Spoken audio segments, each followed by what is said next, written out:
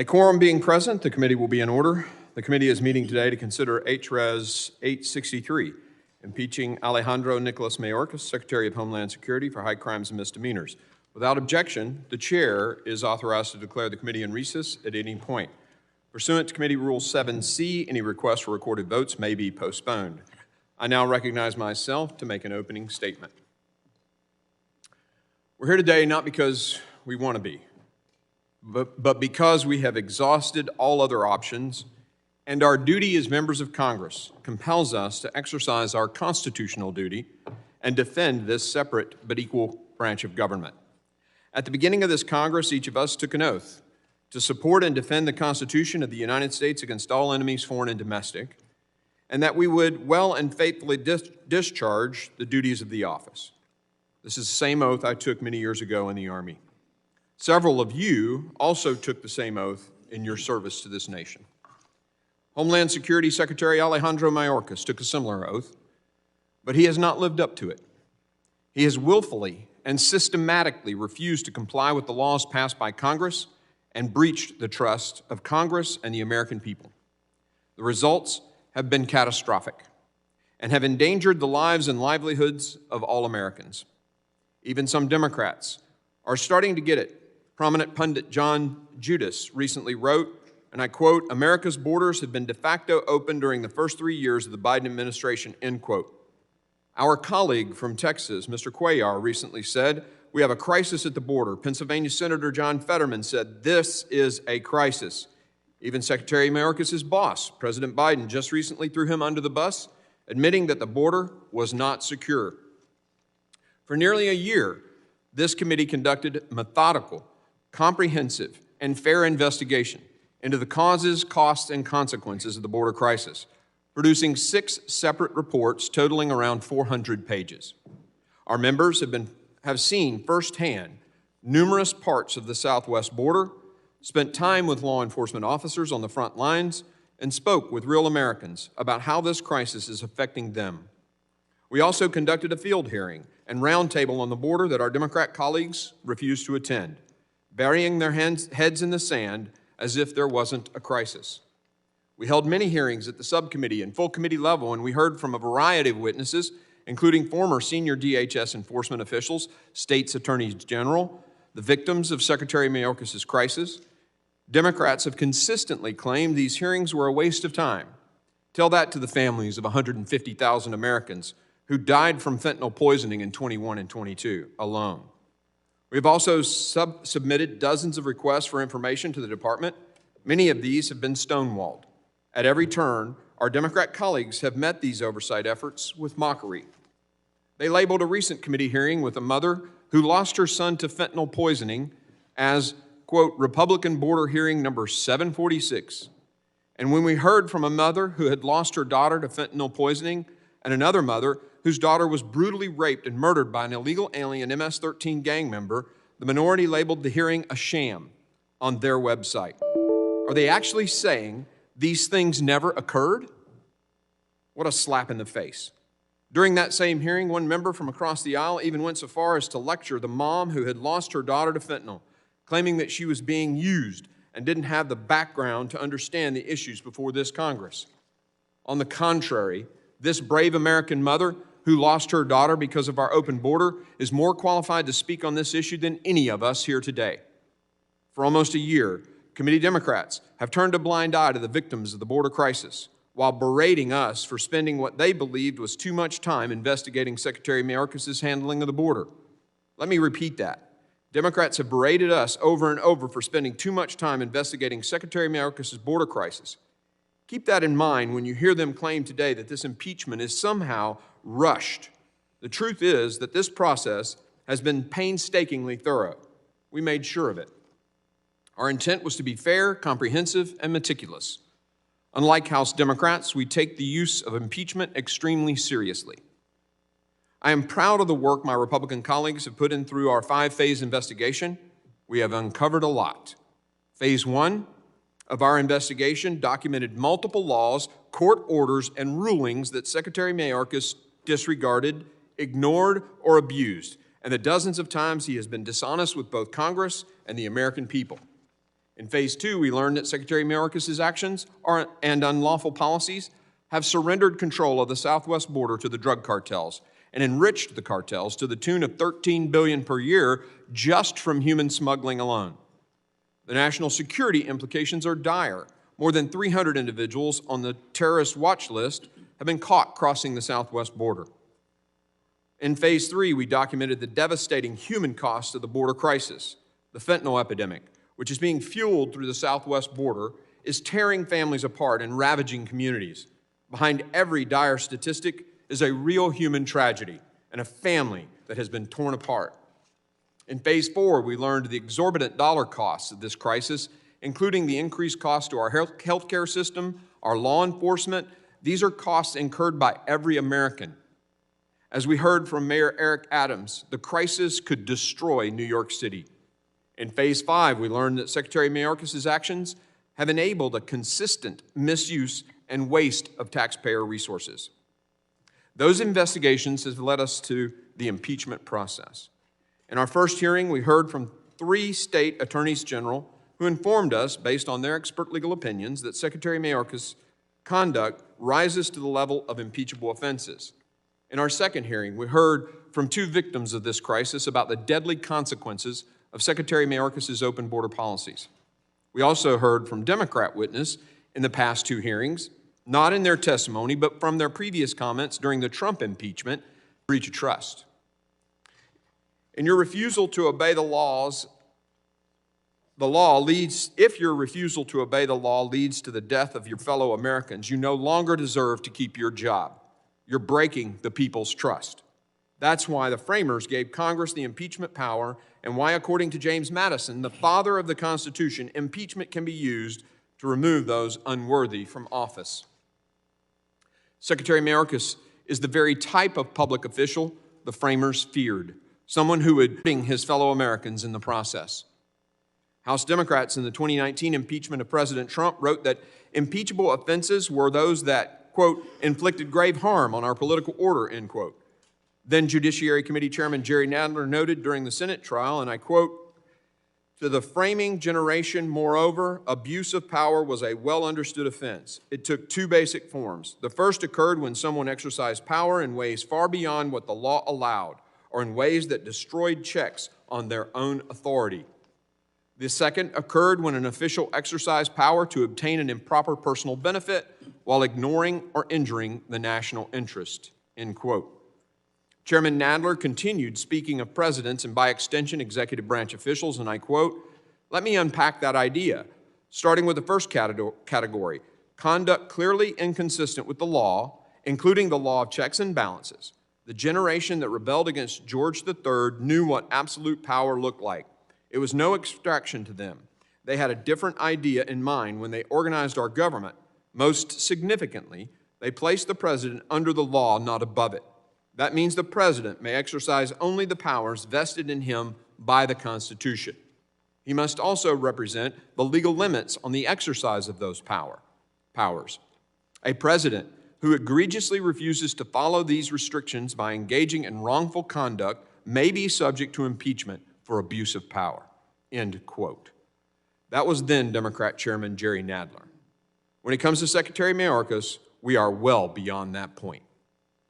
This is not about policy differences at all. We certainly object to Secretary Mayorkas' policies, but this goes far deeper. According to the Democrat-led committee investigating Iran-Contra, quote, "Government officials must observe the law, even when they disagree with it," end quote. Or when they think that, quote, "Congress is to blame for passing laws that run counter to administration policy," end quote. The case we're dealing with today is that simple. Secretary Mayorkas has put his political preferences above following the law. Honoring our oaths to the Constitution, respecting the framers' intent, and following congressional precedent, including the precedent set by House Democrats, it is therefore our obligation to hold Secretary Mayorkas accountable. Which brings me to today's proceedings. Today is a grave day. We have not approached this day or this process lightly. Secretary Mayorkas' actions have forced our hand. We cannot allow this border crisis to continue. We cannot allow fentanyl to flood across our border or criminals to waltz in undeterred. and we cannot allow a cabinet secretary with no regard for the separation of powers or the rule of law to remain in office. That is why today we present this committee with the articles of impeachment against Secretary Alejandro Mayorkas. I want to address some claims that you'll no doubt hear from Democrats today, claims that aren't true and are meant only to distract. You'll hear a lot about resources and Border Patrol agents, and let me be clear, House Republicans have consistently voted to substantially increase funding for CBP above the President's requested amount. President Biden's FY24 budget request, a cut to CBP's border security operations, funding by several $100 million. H.R. 2, the border security bill the House passed last year, funds an increase of roughly 3,000 Border Patrol agents, more than double what the White House wants in its supplemental spending package. Even the Washington Post fact-check team gave Democrats 3 Pinocchios for claiming that Republicans attempted to cut funds from our Border Patrol force. The Washington Post, 3 Pinocchios. The resources didn't change from last administration to Secretary Mayorkas. What has changed, as one federal judge pointed out, is that this secretary has turned enforcement of the law on its head, turning our borders into a giant red carpet. That's from a federal judge, the judiciary branch, another branch of government that Secretary Mayorkas has disregarded. We have identified the causes of this crisis and made legislative attempts to address them, yet our efforts deserve to go to Senator Schumer's trash can, said one Democrat member of this committee at our last hearing. Until congressional Democrats put enforcing the law above protecting their political interests, this crisis will continue to rage. Under past presidents of both parties, we didn't have a border crisis of this scale, and what challenges we did have were temporary and resolved utilizing the tools currently available and by following the laws written. We gave Secretary Mayorkas 3 opportunities since August, including for these proceedings, to defend his record in person. Each time he delayed and evaded. We even offered to accept written testimony from him in connection with our last hearing, a request he took us up on at 4:48 a.m. this morning. This 11th hour response demonstrates the lack of seriousness with which Secretary Mayorkas views his responsibilities. And of course, I'll repeat again, that part of the reason we are here is because on November 13th, 2023, 201 Democrats, including 13 Democrats sitting here today, voted to refer articles of impeachment to our committee. Every Democrat on the floor that night voted to do so. You don't get to vote for something and then cry foul when it happens. No Democrat has a right to complain about the process without admitting they regret that vote. So today, we will mark up 2 articles of impeachment: willful and systemic refusal to comply with the law and breach of public trust. Again, we're here because our oath and duty compel us to be here. The actions and decisions of Secretary Mayorkas have left us with no other option than to proceed with articles of impeachment. To quote Madison once again, perhaps the greatest danger of abuse in the executive power lies in the improper continuance of bad men in office, end quote. We cannot allow this man to remain in office any longer. The time for accountability is now. I now recognize the ranking member to make an opening statement. Thank you very much, Mr. Chairman. Since its formation in the wake of the 9/11 terrorist attacks, the Committee on Homeland Security has distinguished itself through serious legislative and oversight work under the leadership of both parties. Republicans' partisan rush to consider House Resolution 863 today is a betrayal of that hard-earned record. This is a terrible day for the committee, the United States Constitution, and our great country. Republican members of Congress sworn to support and defend the Constitution are rejecting the framers' clear intent and over 2 centuries of precedent in favor of a sham impeachment. Republicans have failed to make a constitutionally viable case to impeach Secretary Alejandro Mayorkas, a dedicated public servant. The sham impeachment of Secretary Mayorkas is a baseless political stunt by extreme MAGA Republicans. Chairman Green, Representative Margaret Taylor Greene, and others have pushed for and even fundraised based on this pre-planned, predetermined scapegoating of the Secretary. In a process akin to throwing spaghetti at the wall and seeing what sticks, Republicans have cooked up vague, unprecedented grounds to impeach Secretary Mayorkas' refusal to follow the law and a breach of public trust. Neither of the impeachment charges the committee will consider today are a high crime and misdemeanor under Article 2 of the Constitution. No serious person believes they are. Refusal to follow the law or maladministration was deliberately rejected by the framers as grounds for impeachment. Indeed, no official in American history has ever been convicted after impeachment for refusal to follow the law. These disputes are settled in the court system, not through impeachment. Apparently, Republicans are upset they lost in court and are trying to relitigate their cases through impeachment. The Constitution does not allow that. Breach of public trust requires conduct intended to serve an official's own benefit or the benefit of a foreign power. No serious person can allege that Secretary Mayorkas' action meet the standard for breach of public trust under the Constitution. Nevertheless, throughout this truncated impeachment process, Republicans have ignored the facts and misrepresented the law to justify their scheme. But the law is clear, and so is Secretary's record.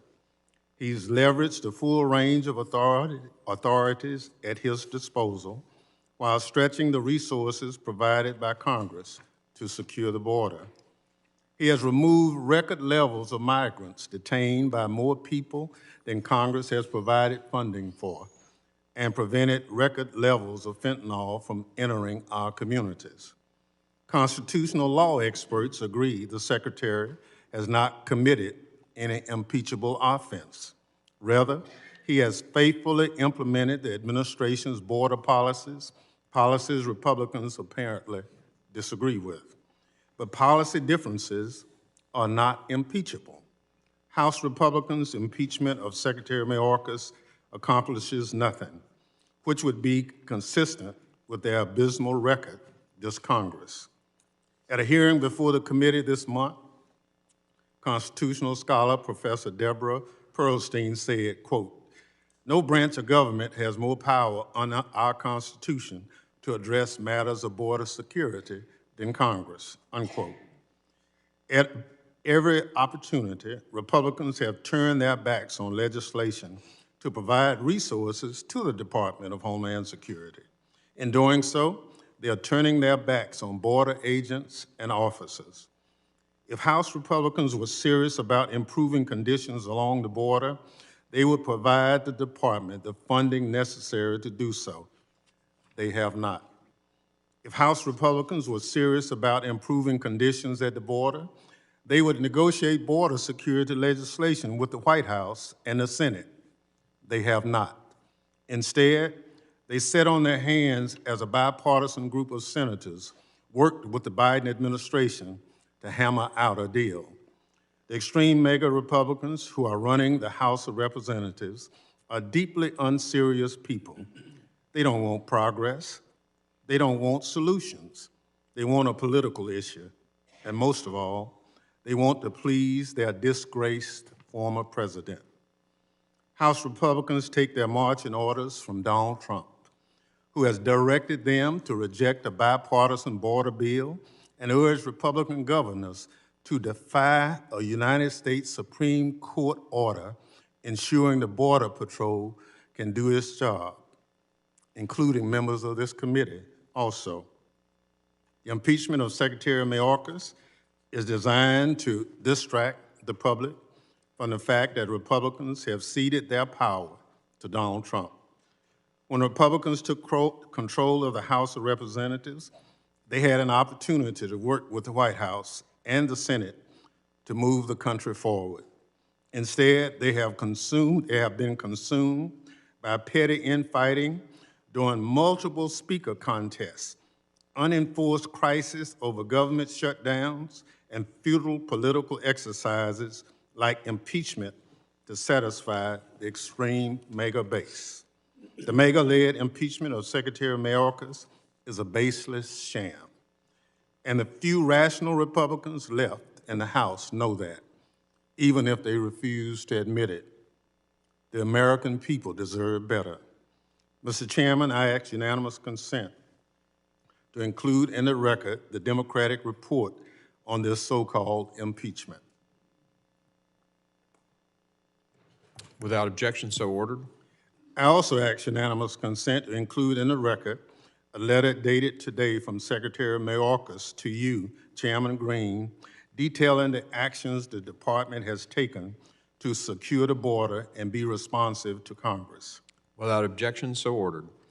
Mr. Chairman, history will judge what Republicans are doing here today, and it won't be favorably.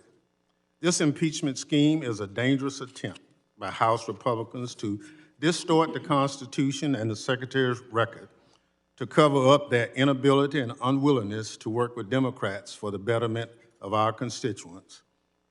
Our service to this country demands that we be passionate in our beliefs and practical in our actions. The strength of our nation is rooted in our commitment to democratic principles and our willingness to set partisan differences aside to protect them.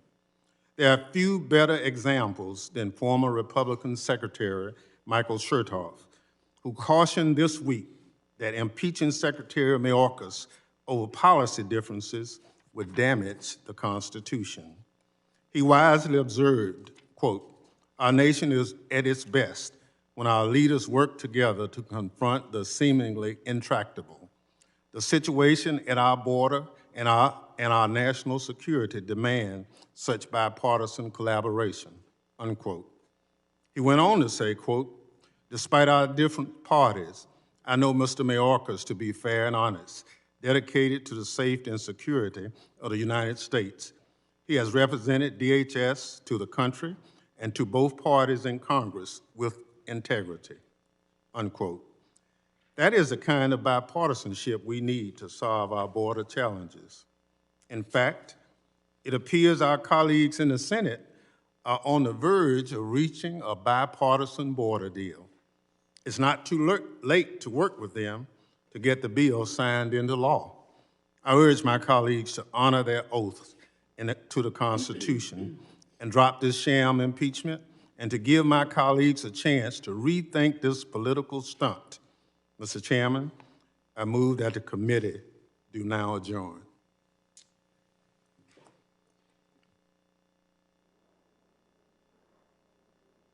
The gentleman's motion is privileged and non-debatable. The question is now occurs on the gentleman's motion. All in favor say aye. Aye. Those opposed say no. No.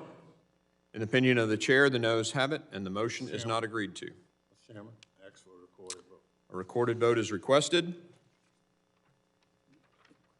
The clerk will call the roll. Mr. McCall? No. Mr. McCall votes no. Mr. Higgins? No. Mr. Higgins votes no. Mr. Guest? No. Mr. Guest votes no. Mr. Bishop? No. Mr. Bishop votes no. Mr. Jimenez? No. Mr. Jimenez votes no. Mr. Pfluger? No. Mr. Pfluger votes no. Mr. Garbarino? No. Mr. Garbarino votes no. Ms. Green of Georgia? No. Ms. Green votes no. Mr. Gonzalez? No. Mr. Gonzalez votes no. Mr. LaLota? No. Mr. LaLota votes no. Mr. Ezell? No. Mr. Ezell votes no. Mr. D'Esposito? No. Mr. D'Esposito votes no. Ms. Lee? No. Ms. Lee votes no. Mr. Luttrell? No. Mr. Luttrell votes no. Mr. Strong? No. Mr. Strong votes no. Mr. Burkeen? No. Mr. Burkeen votes no. Mr. Crane? Mr. Crane votes no. Ranking Member Thompson? Aye. Ranking Member Thompson votes aye. Ms. Jackson Lee? Aye. Ms. Jackson Lee votes aye. Mr. Payne? Aye. Mr. Payne votes aye. Mr. Swalwell? Mr. Correa? Aye. Mr. Correa votes aye. Mr. Carter? Aye. Mr. Carter votes aye. Mr. Tanadar? Aye. Mr. Tanadar votes aye. Mr. Magaziner? Aye. Mr. Magaziner votes aye.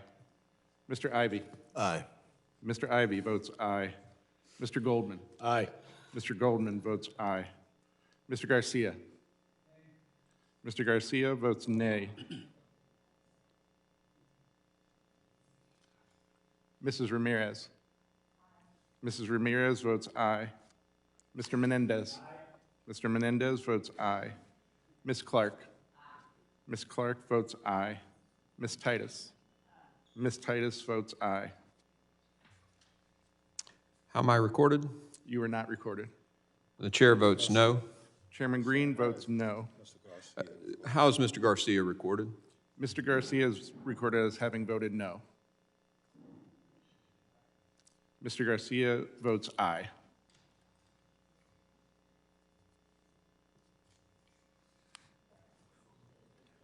The clerk will report to tally. Yeah, you're right.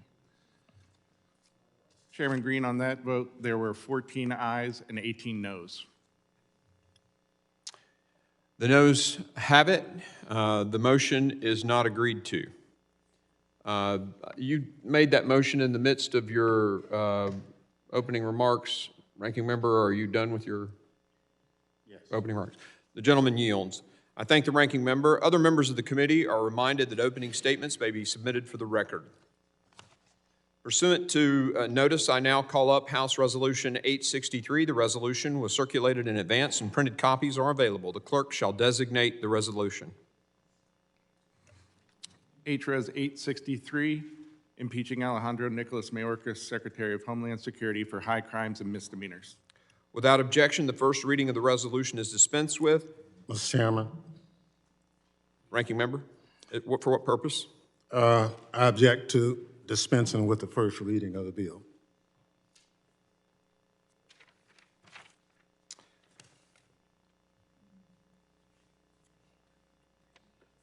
There's been a privileged motion to dispense with the first reading of the resolution pursuant to Clause 1 of Rule 11. All those in favor say aye. No. Yeah, you have to, yeah. I only objected that the motion hadn't been made. Oh, you didn't want a reading? Okay. No. Somebody else will have to make that. Okay. Well, we're dispensed. What's that? Yeah. Mr. Chairman, I move to dispense with the reading. Okay. The motion's been made to dispense with the reading. Now, Mr. Chairman, the rules require that be in writing.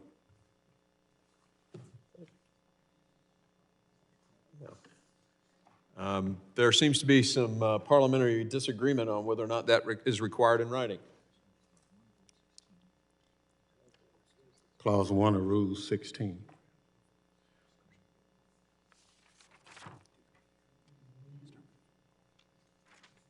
Do this. So again, a privileged motion to dispense with the first reading of the resolution pursuant to Clause 1 of Rule 11 has been made. All those in favor say aye. No. All those opposed, no. The ayes have it, and the first reading shall be dispensed with. Without objection, the resolution shall be... a recorded vote. A recorded vote has been requested. The clerk will call the roll. Mr. McCall. Aye. Mr. McCall votes aye. Mr. Higgins. Aye. Mr. Higgins votes aye. Mr. Guest. Aye. Mr. Guest votes aye. Mr. Bishop. Aye. Mr. Bishop votes aye. Mr. Jimenez. Aye. Mr. Jimenez votes aye. Mr. Pfluger. Aye. Mr. Pfluger votes aye. Mr. Garbarino. Aye. Mr. Garbarino votes aye. Ms. Green. Aye. Ms. Green votes aye. Mr. Gonzalez. Aye. Mr. Gonzalez votes aye. Mr. Lalota. Aye. Mr. Lalota votes aye. Mr. Ezell. Aye. Mr. Ezell votes aye. Mr. D'Esposito. Aye. Mr. D'Esposito votes aye. Ms. Lee. Aye. Ms. Lee votes aye. Mr. Luttrell. Aye. Mr. Luttrell votes aye. Mr. Strong. Aye. Mr. Strong votes aye. Mr. Burkeen. Mr. Burkeen votes aye. Mr. Crane. Mr. Crane votes aye. Ranking Member Thompson. Nay. Ranking Member Thompson votes no. Ms. Jackson Lee. No. Ms. Jackson Lee votes no. Mr. Payne. No. Mr. Payne votes no. Mr. Swalwell. Mr. Correa. No. Mr. Correa votes no. Mr. Carter? No. Mr. Carter votes no. Mr. Tanadar? No. Mr. Tanadar votes no. Mr. Magaziner? No. Mr. Magaziner votes no. Mr. Ivy? No. Mr. Ivy votes no. Mr. Goldman? Mr. Goldman votes no. Mr. Garcia? Mr. Garcia votes no. Mrs. Ramirez? No. Mrs. Ramirez votes no. Mr. Menendez? Mr. Menendez votes no. Ms. Clark? Ms. Clark votes no. Ms. Titus? Ms. Titus votes no. How am I recorded? Chairman is not recorded. Chair votes aye. Chairman Green votes aye. Clerk will tally the roll.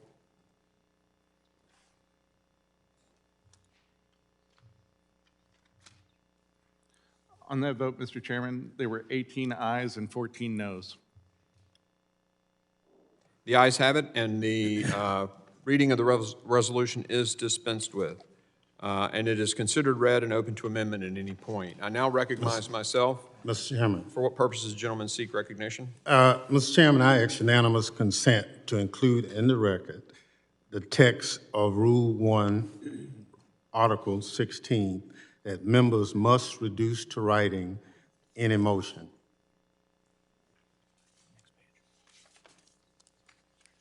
Without objection, so ordered. I now recognize myself for the purpose of offering an amendment. The gentleman, for what purpose?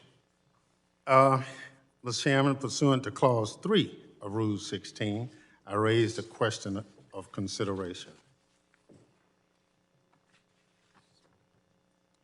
The committee will suspend.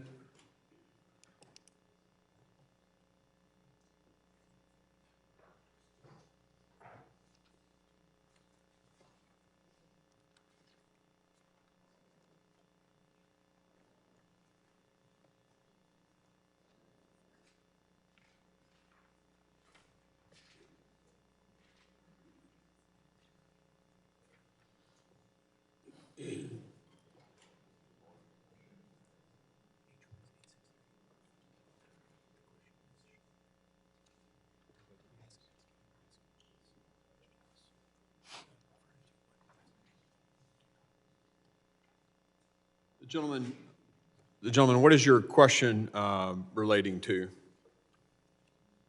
In terms of having the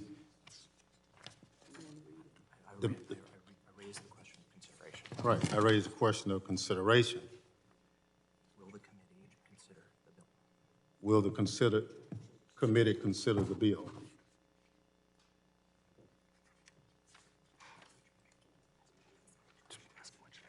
To which measure?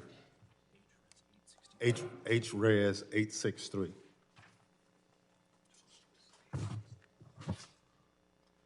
The gentleman from Mississippi raises the question of consideration. The question is, will the committee now consider Res H 63? All those in favor signify by saying aye. Aye. Those opposed, no. No. In the opinion of the chair, the ayes have it, and the motion is not agreed to. Mr. Chairman, I ask for a recorded vote. Gentleman asks for a recorded vote. The clerk will call the roll. Mr. McCall? Aye. Mr. McCall votes aye. Mr. Higgins? Mr. Higgins votes aye. Mr. Guest? Aye. Mr. Guest votes aye. Mr. Bishop? Aye. Mr. Bishop votes aye. Mr. Jimenez? Aye.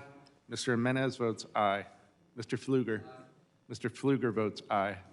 Mr. Garbarino? Aye. Mr. Garbarino votes aye. Ms. Green? Aye. Ms. Green votes aye. Mr. Gonzalez? Aye. Mr. Gonzalez votes aye. Mr. Lalota? Mr. Ezel? Mr. Ezel votes aye. Mr. D'Esposito? Mr. D'Esposito votes aye. Ms. Lee? Ms. Lee votes aye. Mr. Luttrell? Mr. Luttrell votes aye. Mr. Strong? Aye. Mr. Strong votes aye. Mr. Burkeen? Aye. Mr. Burkeen votes aye. Mr. Crane? Mr. Crane votes aye. Ranking Member Thompson? Nay. Ranking Member Thompson votes no. Ms. Jackson Lee? No. Ms. Jackson Lee votes no. Mr. Payne? No. Mr. Payne votes no. Mr. Swalwell? Mr. Correa? No. Mr. Correa votes no. Mr. Carter? No. Mr. Carter votes no. Mr. Tanadar? No. Mr. Tanadar votes no. Mr. Magaziner? Mr. Magaziner votes no. Mr. Ivy? No. Mr. Ivy votes no. Mr. Goldman? No. Mr. Goldman votes no. Mr. Garcia? Mr. Garcia votes no. Mrs. Ramirez? No. Mrs. Ramirez votes no. Mr. Menendez? Mr. Menendez votes no. Ms. Clark? Ms. Clark votes no. Ms. Titus? Ms. Titus votes no. How am I recorded? Or how is Mr. Lalota recorded? Mr. Lalota is not recorded. I vote yes. Mr. Lalota votes aye. How is the chair recorded? The chair is not recorded. Chair votes aye. Chairman Green votes aye. Please, the clerk will tally the roll. On that vote, Mr. Chairman, there were 18 ayes and 14 noes. The motion is agreed to. I now recognize myself for the purpose of offering an amendment in the nature of a substitute. The clerk will report the amendment in the nature of the substitute. Point of order. What purpose are you recognized? Mr. Chairman, I raise a point of order against the amendment in the nature of a substitute. Clause 7 of Rule 16 states that no motion or proposition on a subject different from that under consideration shall be admitted under color of amendment. During this committee's June 14, 2023 hearing, Mr. Chairman, you said, quote, "But immigration is not our committee.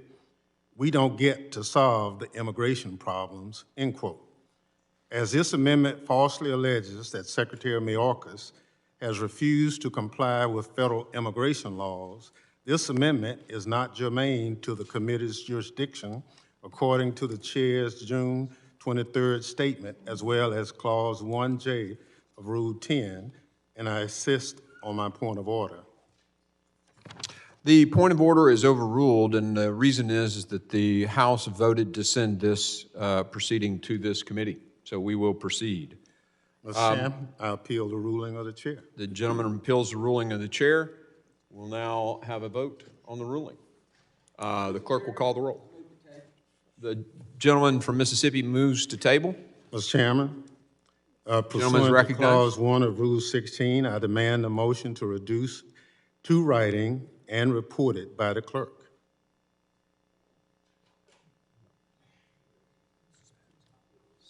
The committee will suspend.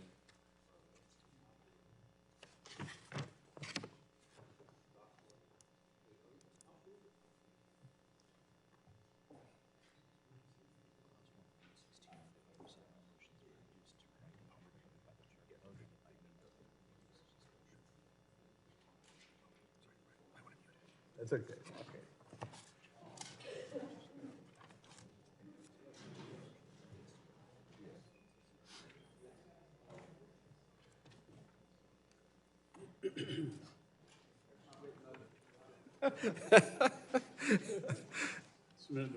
Submitted for the record.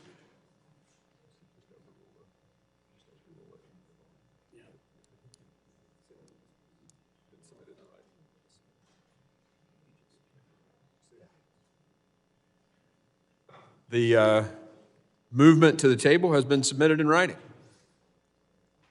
Are we voting on it? Okay. The clerk will call the roll on the motion to table. The clerk. Mr. McCall? Aye. Mr. McCall votes aye. Mr. Higgins? Aye. Mr. Higgins votes aye. Mr. Guest? Aye. Mr. Guest votes aye. Mr. Bishop? Aye. Mr. Bishop votes aye. Mr. Jimenez? Aye. Mr. Jimenez votes aye. Mr. Pfluger? Aye. Mr. Pfluger votes aye. Mr. Garbarino? Mr. Garbarino votes aye. Ms. Green? Aye. Ms. Green votes aye. Mr. Gonzalez? Aye.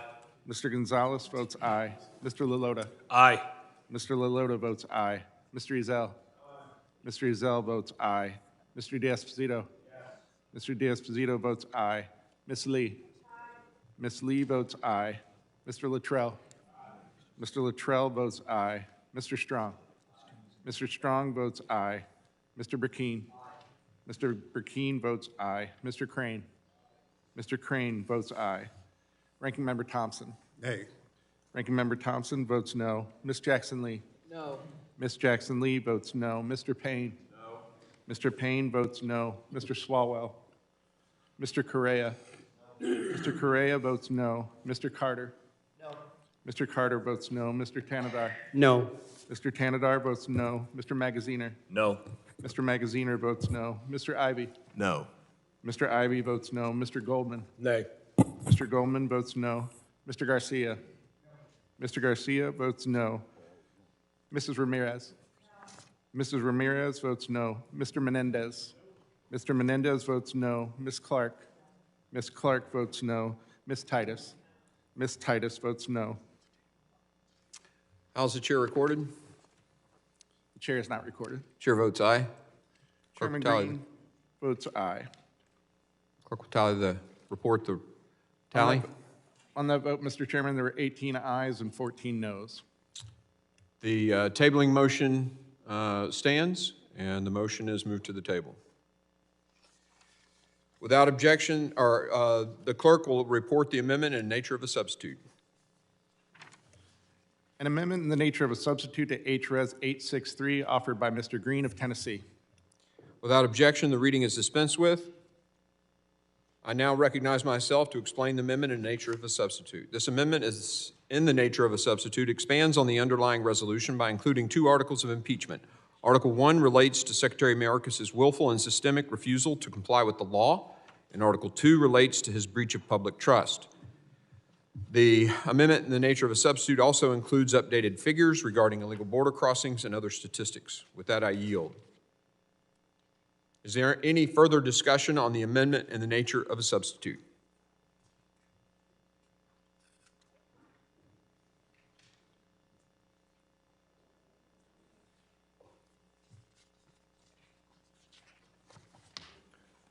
Mr. Chairman, may I be recognized? Yes, you may. You're recognized for 5 minutes. We're here based on 2 completely fabricated, unsupported, and never used before articles of impeachment. This is completely debasing and demeaning the impeachment clause of the United States Constitution, and it is a gross, gross injustice to the credibility of this institution. In your opening statement, Mr. Chairman, you quoted James Madison as saying that the impeachment clause is designed to remove bad men in office. But notably, the impeachment clause is not designed to remove bad policy from the office. And the definition of bad men, as Professor Perlstein said, is an individual who abuses his power for personal gain. It has there's never been an impeachment in the history of the United States where someone has been impeached for something other than the abuse of power for purposes outside of his official duties. That is for elections, and that is for legislation. This, on the other hand, is an impeachment process that you are moving forward because you claim that Secretary Mayorkas, who's obviously working under the direction of President Biden, is failing to secure the border. The irony of the fact that Secretary Mayorkas has spent the last 2 months plus with a bipartisan group of senators negotiating legislation that would address the problems at the border should not be lost on anyone. You are sitting here right now trying to impeach a Secretary of Homeland Security for neglecting his duties literally while he is trying to perform his duties and negotiate legislation. Now, the real reason we are here, as we all know, is because Donald Trump wants to run on immigration as his #1 issue in the November 2024 election. And you don't have to take my word for it, because he said it himself. And last week, numerous Republicans echoed his call. Why would we actually solve the problems at the border when it is such a good political message to use for the election? And Leader McConnell even reiterated in a closed-door meeting of the Republican members of the Senate that we're in a quandary, he said, because our candidate wants to run on immigration, and we don't want to get in the way of our candidate. Now, I know this weekend I saw Chairman McCall on TV and others, and you're changing your tune now because you said the quiet part out loud that this is all about politics, and so now it's, oh no, the president can do it without legislation. Never mind that you've been calling for H.R. 2 this entire Congress. No, now it's he can do it himself. Well, he's tried to do it himself. He's tried. He's passed numerous policies that would have streamlined the asylum process through ports of entry where migrants are vetted, that would have presumptively made ineligible anyone trying to cross the border in between ports of entry, and would have done a number of different things to address the problems. Republicans went to court to sue him, to stop him from implementing the policies to address the border. So your own party is sabotaging and undermining this administration's efforts to address the border while you are trying to impeach him by saying that they're not addressing the border. The hypocrisy is the least of it. Your attack on the rule of law and our democracy is the worst of it. And you better be careful about the bed that you make. I yield back. The gentleman yields, and I appreciate the gentleman keeping his remarks within the 5 minutes. Because the day is going to be long, I will not, we're not going to do the typical over 5 minutes if you're continuing a thought. So keep your comments to 5 minutes, please. I now recognize myself for 5 minutes. I'd like to specifically talk about the Supreme Court's ruling, the United States versus Texas. President Biden's appointed Solicitor General, Elizabeth Prelogar, made a stunning claim asserting that no state, individual, or business has standing to challenge an administration's decision to, as a blanket matter, not enforce any particular law. When pressed by Justice Brett Kavanaugh if states and individuals were precluded from challenging this lack of enforcement, the president's own secretary, or Solicitor General, responded, "That is correct, but the framers intended political checks in the circumstances. Congress has tools at its disposal." Justice Kavanaugh responded, "I think your position is, instead of judicial review, Congress has to resort to impeachment or dramatic steps in the face of such defiance of the laws passed by Congress." Prelogar's rejoinder was that in the face of dramatic abdication of statutory responsibility by the executive branch, such steps would be warranted. In other words, if the Biden administration's own legal position, it is the Biden administration's own legal position before the Supreme Court that impeachment is proper remedy for dramatic abdication of statutory responsibility. Meaning, if a secretary is not adhering to the laws passed by Congress, the only recourse, because the states now don't have standing, is for the Congress to impeach. That is the rulings of the Supreme Court and the argument brought forward by President Biden's own Solicitor General. Will the gentleman yield on that point? I'll finish and then you can be recognized, Mr. Ivey. I think it's pretty clear that in that Supreme Court ruling, the state wasn't given standing. Now, the Supreme Court did not rule on whether or not the gentleman, the secretary, was adhering to the laws or not, but the discussion was about what do you do when they're not? And the conclusion of the court in the minority opinion, or majority opinion, was both by Alito and Kavanaugh, impeachment and actions of the Congress are the only place for recourse of a situation like that. That's why we're where we are today. We have a secretary who has, the law is very clear, shall detain. It doesn't say create policies to allow for people to immediately be released in the country. It says shall detain. And that was not done. In fact, systems were created to do just the opposite of that. That is a violation of the Immigration and Nationality Act. It's actually willful and systemic. And when courts ruled you can't do that, he just repackaged it and continued to do just that. And the Supreme Court agrees that the only recourse is for Congress to take action when a secretary, and I will use the Solicitor General's own words, dramatic abdication of statutory responsibility. I yield.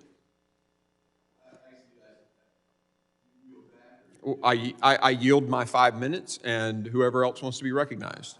Recognition. Mr. Ivey, you are recognized. Thank you, Mr. Chairman. With respect to the comments you just made, I refer the chairman and the committee to the actual opinion that was written by Justice Kavanaugh, which is the one that has the force of law, not necessarily the discussion with the Solicitor General Proligar.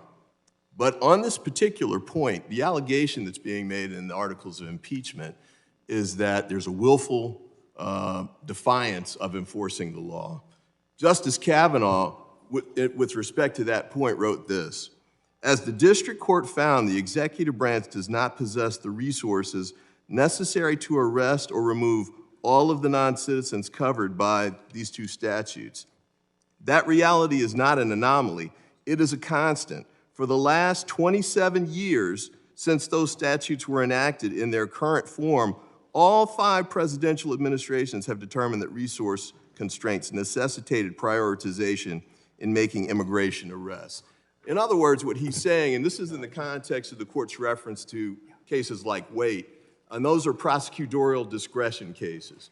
For decades, the Supreme Court has deferred to the executive branch the right to make decisions about what to enforce, what not to enforce, and how to enforce it. And that's exactly what he's saying here. And it's especially powerful here because this deals with enforcement of the immigration laws, which is given special deference to the executive branch. So the language you just read and the article, the first section of the impeachment, are totally negated, not only by this language, but by the long history of the Supreme Court deferring to the executive branch and deciding what to enforce and how to enforce it. And that's exactly what we've got here. I think the argument that Secretary Mayorkas has not enforced these laws, he might not have liked the way he's done it, but I think it's clear in the letter he sent to the committee. And by the way, I thought it was totally appropriate for him to send the letter after the articles of impeachment had been released, since his comments should be related to the articles. But anyway, since May 12, 2023, DHS has removed or returned more than 500,000 individuals. Daily removals and returns are nearly double what they were compared to the pre-pandemic average of 2014 to 2019. I refer to page 2 of his letter, which is dated January 30, 2024. You all can read it and get the rest. But the point is this: the language that you're talking about, as the professor testified, is a total failure to do the job. And the points that she pointed, the issues that she pointed to were things like addiction or, physical inability to perform. We don't have that here. And the language that's in the letter that he sent and the data that's backed up by it show that he's actually been working on the job and doing the work, as done the recognition by the Senate, Democrats and Republicans, who've called him to the Hill to negotiate as they're negotiating a bipartisan solution to the problem. Unfortunately, we haven't done that, but they recognize that he's doing the job. And then the last point I want to make, your reference to— Gentleman, yield for a question. I can't because I'm running out of time. The last point I want to raise, though, is that your reference to impeachment being the only tool available, and this is page 14 of the opinion. This is still Justice Kavanaugh. For example, this is where he's talking about options since there's no standing. What can Congress do instead? For example, Congress possesses an array of tools to analyze and influence those policies: oversight, appropriations, the legislative process, and Senate confirmation, and through elections. He does not mention impeachment. In fact, I'm not sure I saw impeachment mentioned anywhere in the opinion that he wrote. And by the way, there's a concurrence from Justice Gorsuch. All three of the Trump nominees to the Supreme Court agreed with this language. None of them supported the position that you just outlined. And it was an 8-to-1 decision. The articles of impeachment rely on Justice Alito's language. He's the sole dissenter in this case. So just based on the constitutional law as explained by the Supreme Court in the case that you cited and the article cite, it comes out exactly the opposite and undermines the claims that somebody could be impeached in the executive branch for following executive authority that the Supreme Court recognizes as theirs, especially in immigration cases, and that's been true for decade after decade. I yield back. Gentleman yields. I now recognize Ms. Green for 5 minutes. Thank you, Mr. Chairman. Congress has the responsibility to hold the executive branch accountable when they fail to uphold their oath of office, abuse their authority, and/or are dishonest with the American people.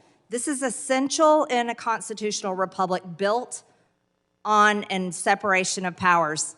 In its 2023 ruling in United States versus Texas, the Supreme Court left the House of Representatives with little choice but to pursue impeachment articles against Secretary Mayorkas. The 5-4 majority did not address the Secretary's policies and mandates on the merits, but simply ruled the states did not have the standing to challenge them. Instead, the justices wrote that Congress has political tools available to push back on these policies. The only one that makes sense in the current political environment is impeachment. Remember, Democrats have completely rejected H.R. 2, our strongest security bill for our border. Secretary Mayorkas' actions and decisions clearly meet the standard necessary for initiating impeachment proceedings. This historical evidence is overwhelming that the Founding Fathers intended impeachment to be used to deal with the commission of indictable crimes and the abuse of power, corruption, and injury to the nation caused by public officials, among others. At the Constitutional Convention, the framers purposely devised the impeachment power to include any offenses against the nation's security committed by high officials. Stephen Bradbury, former principal deputy and acting assistant attorney general for the Office of Legal Counsel at the Department of Justice, there is a settled understanding beyond dispute that impeachable offenses include both prosecutable crimes and all manner of gross misconduct in office that does serious harm to the U.S. political system or the U.S. constitutional order.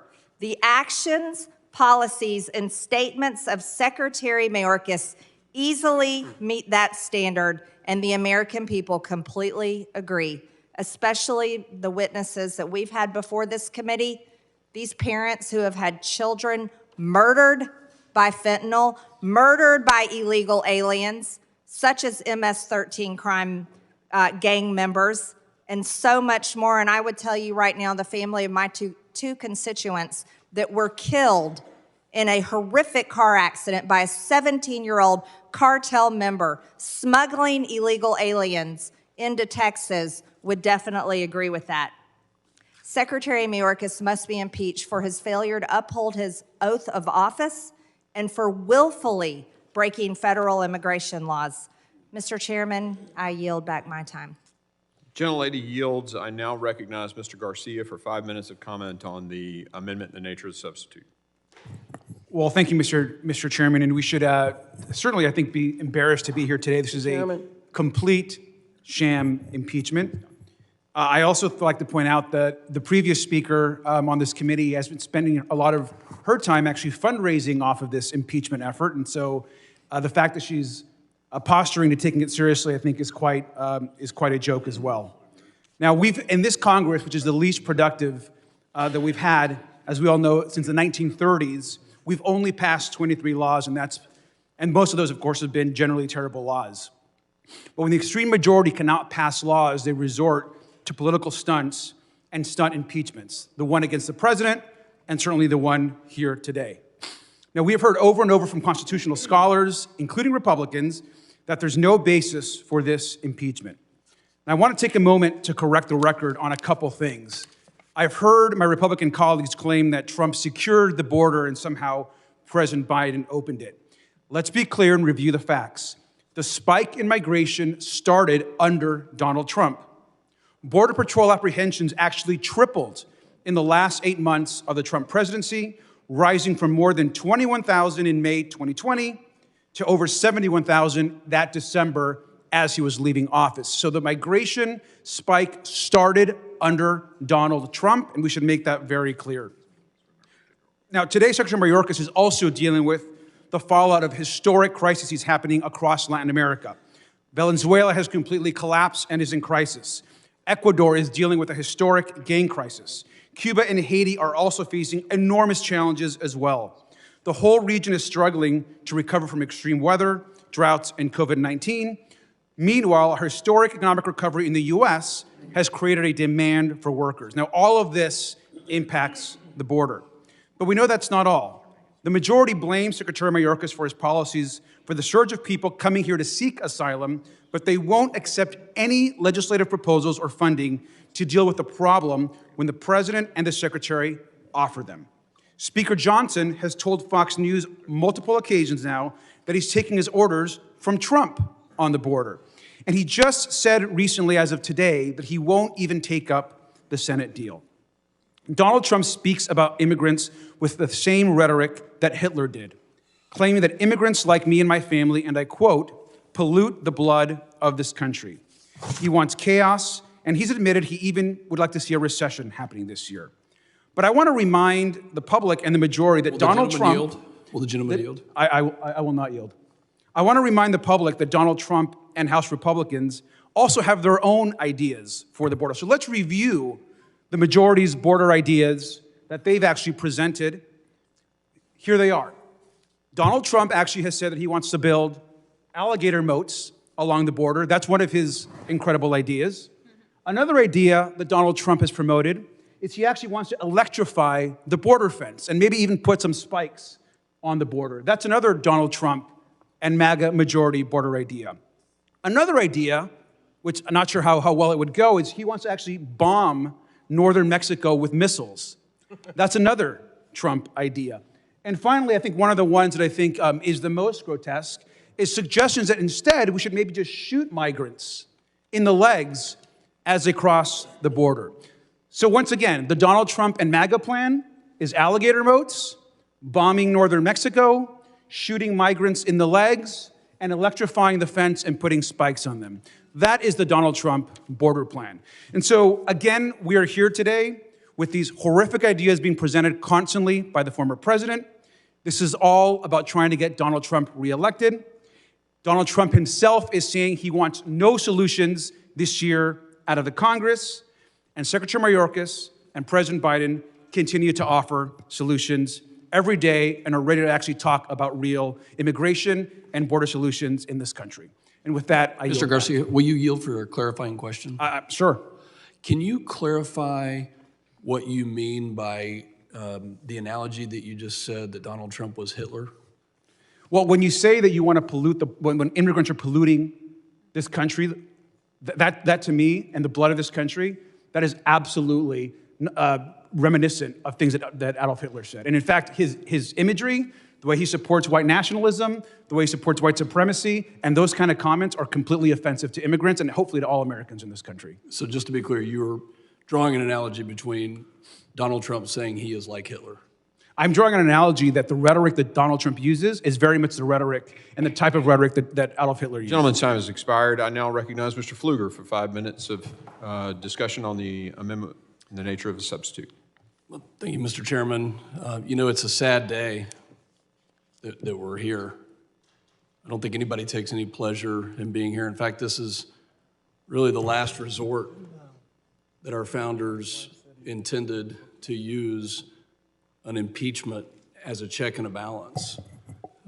I personally have wrestled with the appropriate congressional response to what has been a willful refusal to comply with the law, to adhere to congressional directives, and more importantly, to secure a homeland. The failure to secure the border has been so significant, so catastrophic, so egregious that Congress must now use its power to provide accountability. And we must be the check and the balance against such an extremely egregious breach of the public trust. You know, families around the country have lost confidence in the secretary, in the government, in the administration. I show you this picture right here of the Tambunga family. This is a button that the Tambungas sat right there when Secretary Mayorkas was testifying. The 71-year-old grandmother was killed. The 7-year-old granddaughter was killed by a human trafficker doing 100 miles an hour in West Texas, carrying 11 illegal aliens, evading capture, and tragically slammed into their vehicle, instantly killing them. For Maria and Amelia's sake, if not this effort, then what? She sat, the daughter of Maria sat with Secretary Mayorkas and said, this is not political, we want you to secure the border, and yet nothing has been done. We passed H.R. 2 in May of last year. When you go to the border, when you talk to Border Patrol, when you talk to ICE agents, what they tell you is that there are no consequences, that the Secretary has willfully refused to enforce the laws that are on the books. And I asked rhetorically to the other side, if not this effort, then how do you hold accountability? Do you think that this has been a success? We offer these articles of impeachment today, a willful and systemic refusal to comply with the law, an egregious breach of public trust, because we do take seriously our oath. We do take seriously the check and the balance. There's been 3 years that the other side has had to make a change, and they haven't. And this is the last resort, which is why this is a sad day. The other side is going to say this is policy difference. No, it's not. These are not policy differences. This is a debate. This is not a debate about taxes or spending. This is a debate about following the law, which the executive branch should be doing, and yet they're not. Do you remember the 53 people that were killed in a tractor trailer south of San Antonio in July of last year? They were locked up. A smuggler left them to rot and perish in a tractor trailer. That's what this is about. The Secretary has done nothing, has absolutely done nothing to make our country more secure. He has weakened us in every single case. Will the gentleman yield for a quick question? Just a couple of weeks ago, Secretary Mayorkas sat right there next to Director Wray, and I asked a question of the 300 people who have matched the terror watch list. Director Wray, are there still people at large in this country that you know match the terror watch list, but you don't know where they are? Director Wray answered, yes, there are people still at large that match the terror watch list. Secretary Mayorkas, I asked him, do you have a policy to detain people that match the terror watch list? And he would not answer in the affirmative. That's why we're here today, because he has willfully refused time and time again to enforce the laws on the books. We've given many solutions. The Senate hasn't taken them up. It's this type of behavior that brings us here. Will the gentleman This yield is for an a question? extreme position. Will the gentleman yield Position- for a question? No, I will not. My silence to you was the answer. The extreme position is that of my colleague completely disregarding a mother who was here just a few weeks ago that lost her kids to fentanyl. That's why we're here. I've got to think that on this other side of the aisle, that you think that this is a complete and utter failure to secure the homeland. That's why Republicans are here, and I hope that you will join in calling it out and doing the right thing. Mr. Chairman, I yield back. Gentleman yields. I now recognize Mr. Magaziner for 5 minutes on the amendment in the nature of the substitute. Thank you, Chair. We are here with real challenges at the southern border, and I wish that we were working on them together to solve them. But instead, my Republican colleagues are too focused on playing political games and not focused on working together to find solutions. Here's a quote from this morning from Punchbowl News. "The impeachment fight again puts front and center House Republicans' unyielding appetite for political drama over actual legislating." I think that sums it up pretty well. There is no constitutional basis to impeach Secretary Mayorkas. The Constitution is very specific. It states that the grounds for impeachment are treason, bribery, or other high crimes and misdemeanors. There's no treason alleged or mentioned in these articles, no bribery alleged or mentioned in these articles, and no high crimes or misdemeanors either. House Republicans are playing politics instead of working together to find real solutions. If we were working together to find solutions for the border, we could be voting today on President Biden's request for more funding for the border. His request, which would add 1,300 Border Patrol officers and 1,600 CBP officers. We could be working with the Senate to develop policies to address our immigration challenges. But instead, we are wasting our time on impeachment because securing the border is not a priority for House Republicans. Donald Trump's 2024 campaign is their priority. And you know it from the way that this debate has shifted over the last year. Originally, House Republicans were saying, we won't give a cent to Ukraine unless there's funding for the border too. The administration said, okay, and proposed $14 billion of funding for the border. And then House Republicans said, well, no, it's not money, we need policy changes. And the administration said, okay, and has been working with the Senate on policy changes. And now House Republicans just in the last few days have said, no, we don't want policy changes, we don't want money, we don't know what we want to beat Joe Biden in 2024. They keep changing their story about what they want because what they want is the political drama and not the solutions. The real truth here is that the President and the Secretary have taken steps to secure our borders despite House Republicans' attempts to obstruct them every step of the way. So there's two impeachment articles that we are being asked to consider today. And I want to make sure that everyone understands what these articles actually say.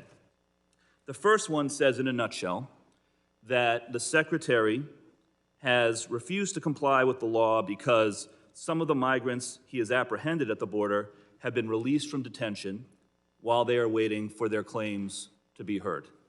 That's the argument of impeachment Article 1 in a nutshell, that he's refusing to follow the law because he's releasing a portion of the migrants into the country while they're waiting for their claims to be heard.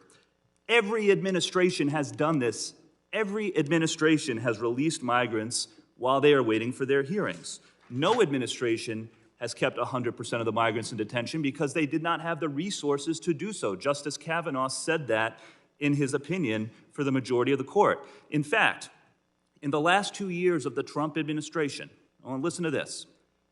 In the last 2 years of the Trump administration, 52% of the migrants encountered at the southern border were released into the United States while awaiting their hearings. That is a higher percentage than during the Biden administration.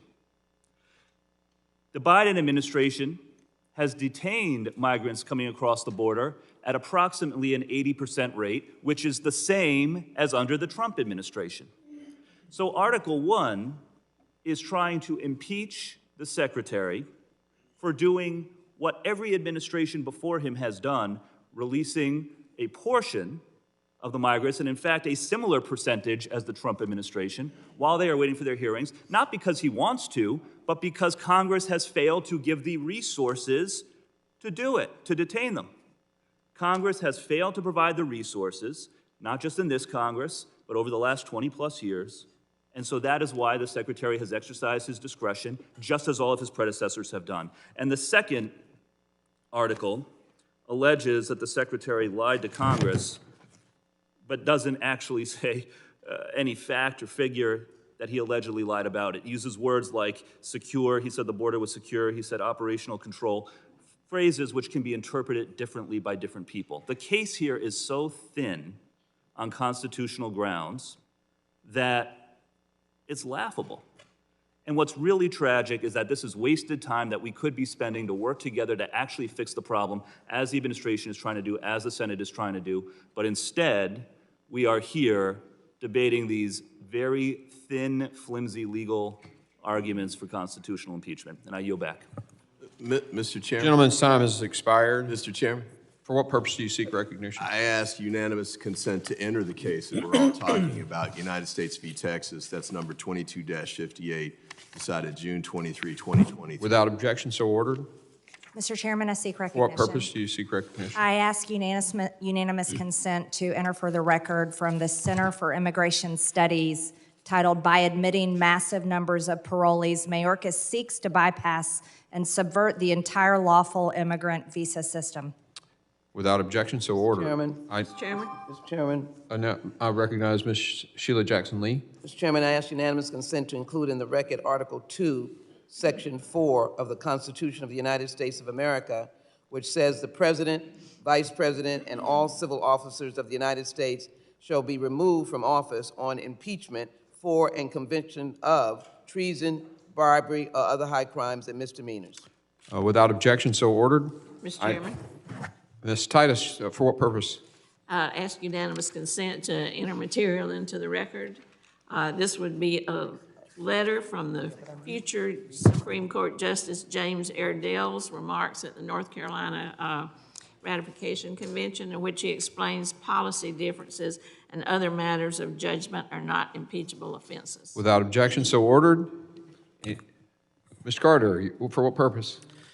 Mr. Chairman, I ask unanimous consent to enter into the material into the record.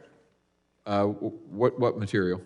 Mr. Chairman, I ask that unanimous consent include the record bipartisan letter from 25 of the top constitutional law experts in this country to Speaker Johnson and Chairman Green, explaining in no uncertain words that, quote, an impeachment of Secretary Mayorkas would be utterly unjustified as a matter of constitutional law. Without objection, so ordered. Other unanimous consent to enter stuff into the record. Mr. Pfluger, you're recognized. Mr. Chairman, seek unanimous consent to enter the 64 actions the Biden administration has taken to undermine our national security at the southern border from Speaker Johnson. Without objection, so ordered. Ms. Clark, for what purpose? Mr. Chairman, I have materials that I'd like to enter into the record. I ask for unanimous consent, and this is a record from a CNN article.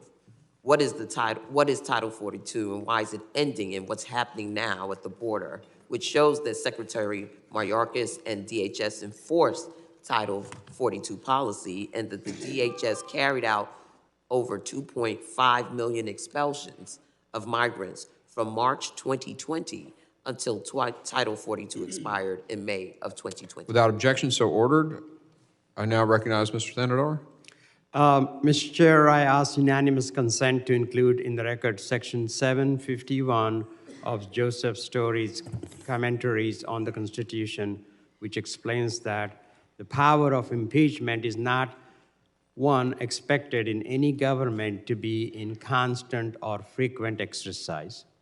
Without objection, so ordered. Mr. Thanador, or Mr. Magaziner? Mr. Chair, I ask unanimous consent to include in the record Article 3, Section 1 of the North Carolina Constitution of 1776 and Article 23 of the Delaware Constitution of 1776, showing that the Constitution's framers had examples of impeachment language based on maladministration, but explicitly rejected using such language as a basis for impeachment under the United States Constitution. Without objection, so ordered. Mr. Chairman, Yes, sir, you're recognized. I ask unanimous consent to include the record, the Committee of Homeland Security's Majority's Phase 5 interim report titled The Massive Waste and Abuse Enabled by DHS Secretary Alejandro Mayorkas, where Republicans wrongly point to the Biden administration's budget request to detention beds as an example of Secretary Mayorkas attempting to evade the law. Without objection, so ordered. Mr. Chairman. Mr. Chairman. For what purpose, Ms. Green? I ask unanimous consent that we enter into the record the entirety of the U.S. versus Texas to include the transcripts of the oral arguments. Without objection, so ordered. Mr. Chairman.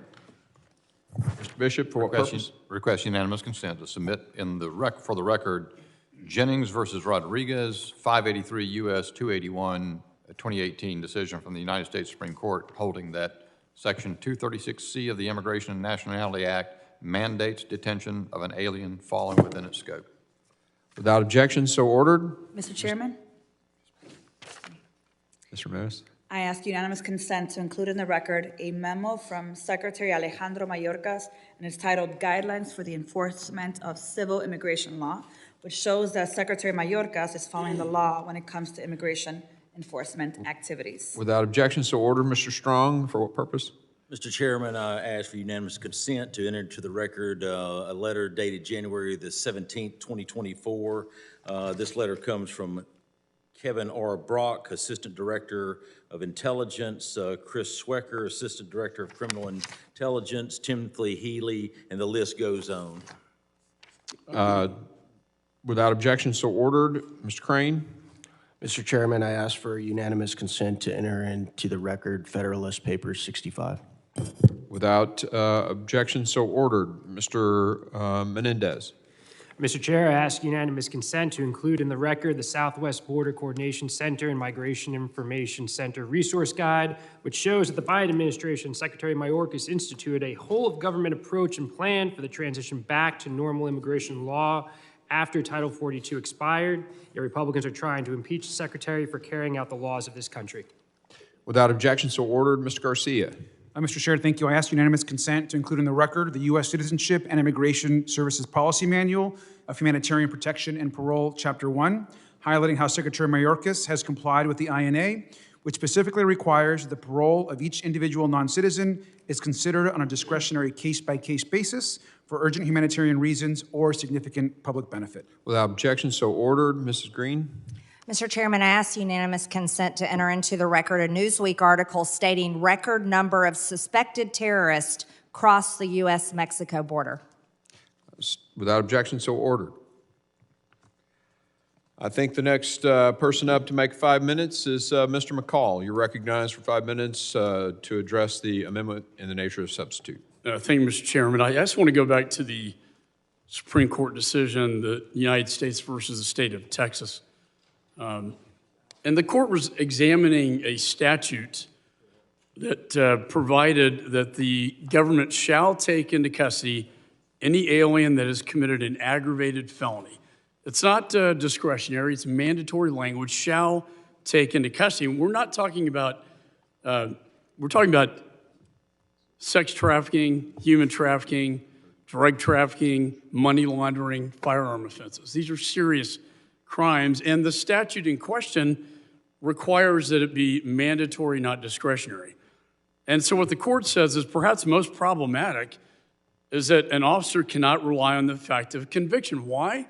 Because the DHS memorandum says, directly contrary to the statute, and this is a quote from the court, DHS personnel shall not rely on the fact of conviction when deciding to enforce the law. In fact, this takes away their discretion and says you cannot detain based upon a violation of an aggravated felony. You cannot take that into account. That's not prosecutorial discretion.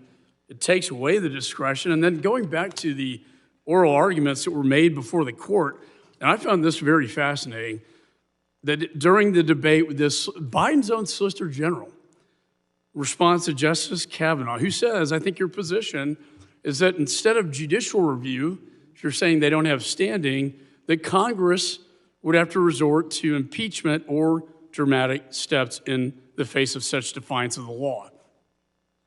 The Biden Solicitor General says she agrees. In the face of a dramatic abdication of statutory responsibility by the executive branch, such steps would be warranted. In other words, the Biden administration's own Solicitor General is saying, own legal position that impeachment is the proper remedy for dramatic abdication of statutory responsibility. And then returning to the Founding Fathers, they didn't have a whole lot of criminal statutes back then at the Constitutional Convention. James Madison, when they're forming the Department of State, now it was called Foreign Affairs, says, well, what if they fill the department with unworthy men of public trust? Then he says on the House floor, if an unworthy man be continued in office, the House of Representatives can at any time impeach him. Finally, Justice Story, who was quoted on the other side, a very famous Supreme Court justice in 1833, says, so where a Lord Admiral has neglected to safeguard the seas, that shall be deemed an impeachable offense. I would argue, Mr. Chairman, this is exactly the case we have here. We have a Lord Admiral, as Secretary of Homeland Security, charged with defense of air, land, and sea, as Justice Story was talking about, and is not defending our borders. And so those my dear friends on the other side of the aisle say that the numbers did not go dramatically under the prior administration. I don't know where you were. Remain in Mexico, I worked with the administration prior. I passed it out of my committee. Mr. Pfluger is correct. There are about 64, executive actions that this president took to rescind the prior executive orders that were working. For instance, political asylum cannot be adjudicated. Once you're detained, you're removed. They're adjudicated outside the United States, therefore ending catch and release. Therefore, 8 million encounters cannot stay in the United States. Will the gentleman yield for a question? Let me finish. I don't see how anyone with a straight face can argue that the numbers have skyrocketed under this administration. Now, I live in a border state, and I just came back from the border, and I saw the detention space. I've done it many times, overflowing. And it's created a human tragedy. I look at the migrants I look at them with compassion, and I see a human tragedy before our eyes when I see them in detention space, knowing that they won't have legal status, that the women are going to go to sex trafficking, the little young men are going to go to MS-13. What are we doing? We're creating a criminal enterprise in the United States, not to mention one of the most dangerous environments I've seen. I chaired this committee, 300 apprehended on the terror watch list. How many more got in? As the FBI director said, it only took 19 hijackers to bring down the World Trade Center. Look, I think there's a legal and framer justification and moral justification. Gentleman's time has expired. Mr. Chair? Mr. Chair? Who's seeking recognition? Ms. Ramirez, for what purpose? Mr. Chair, pursuant to Clause 1A of Rule 11, I move the committee do not recess until 1:30 p.m., and I have a motion at the desk. Committee stands in recess.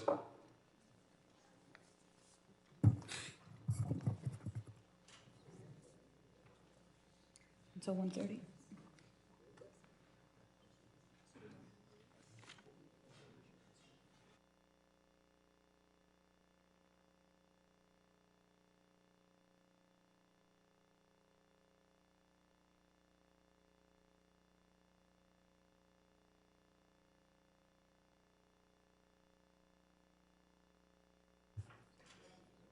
Mike's, oh, there it is. Okay. Thanks. We'll take a brief recess for just a second.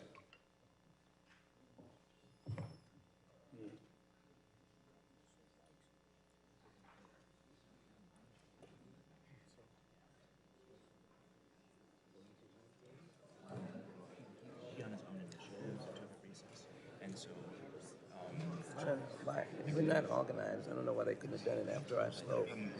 Mr. Garcia? Mr. Garcia? Huh?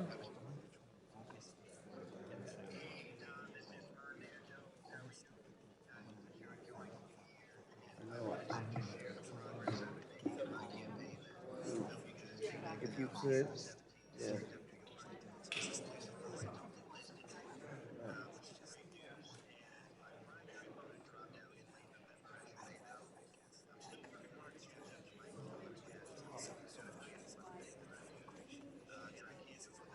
And I was getting ready to put stuff in from the record. Let me find out. Sir, ma'am. Why couldn't they have done it after I did my 5 minutes? I mean, it was, so what's going to happen now? Okay, but an hour from now? I was going to go right into what McCall was talking about. What does that mean when you say immaterial? It will. That's just, you know. Committee will come to order. Ms. Ramirez, for what purpose do you seek recognition again? Mr. Chair, pursuant to Clause 1A of Rule 11, I move that the committee do not recess until 1:30 p.m., and I do have a motion at the desk for that. Mr. Chairman, The gentleman's recognized. I move to table. Motion's made to table this motion from Ms. Ramirez. Mr. Chair, I request a recorded vote.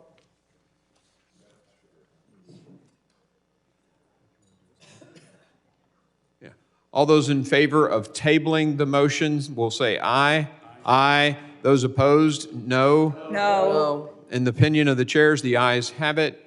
And the motion Mr. to Chair, table. I do request a recorded vote. Recorded vote has been requested. The clerk will call the roll.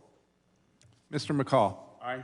Mr. McCall votes aye. Mr. Higgins. Aye. Mr. Higgins votes aye. Mr. Guest. Aye. Mr. Guest votes aye. Mr. Bishop. Aye. Mr. Bishop votes aye. Mr. Jimenez. Aye. Mr. Jimenez votes aye. Mr. Pfluger. Aye. Mr. Pfluger votes aye. Mr. Garbarino. Aye. Mr. Garbarino votes aye. Ms. Green. Aye. Ms. Green votes aye. Mr. Gonzalez. Mr. Lalota. Aye. Mr. Lalota votes aye. Mr. Ezell. Mr. D'Esposito. Aye. Mr. D'Esposito votes aye. Ms. Lee. Ms. Lee votes aye. Mr. Luttrell. Aye. Mr. Luttrell votes aye. Mr. Strong. Aye. Mr. Strong votes aye. Mr. Burkeen. Aye. Mr. Burkeen votes aye. Mr. Crane. Aye. Mr. Crane votes aye. Ranking Member Thompson. Nay. Ranking Member Thompson votes no. Ms. Jackson Lee. No. Ms. Jackson Lee votes no. Mr. Payne. No. Mr. Payne votes no. Mr. Swalwell. Mr. Correa. No. Mr. Correa votes no. Mr. Carter. No. Mr. Carter votes no. Mr. Tanadar. No. Mr. Tanadar votes no. Mr. Magaziner. No. Mr. Magaziner votes no. Mr. Ivy. No. Mr. Ivy votes no. Mr. Goldman. Nay. Mr. Goldman votes no. Mr. Garcia. Mr. Garcia votes no. Mrs. Ramirez. No. Mrs. Ramirez votes no. Mr. Menendez. Mr. Menendez votes no. Ms. Clark. Ms. Clark votes no. Ms. Titus. Ms. Titus votes no. How's the chair recorded? Chair is not recorded. Chair votes aye. Chairman Green votes aye. Mr. Chairman, Mr. Correa? unanimous consent? Let's get the vote done on this motion to table, and then I'll recognize you for that purpose or whatever purpose. Clerk, please report the tally. On that vote, Mr. Chairman, there were 16 ayes and 14 noes. So the motion is tabled, and I recognize, for what purpose, Mr. Correa? Unanimous consent to insert the record an article?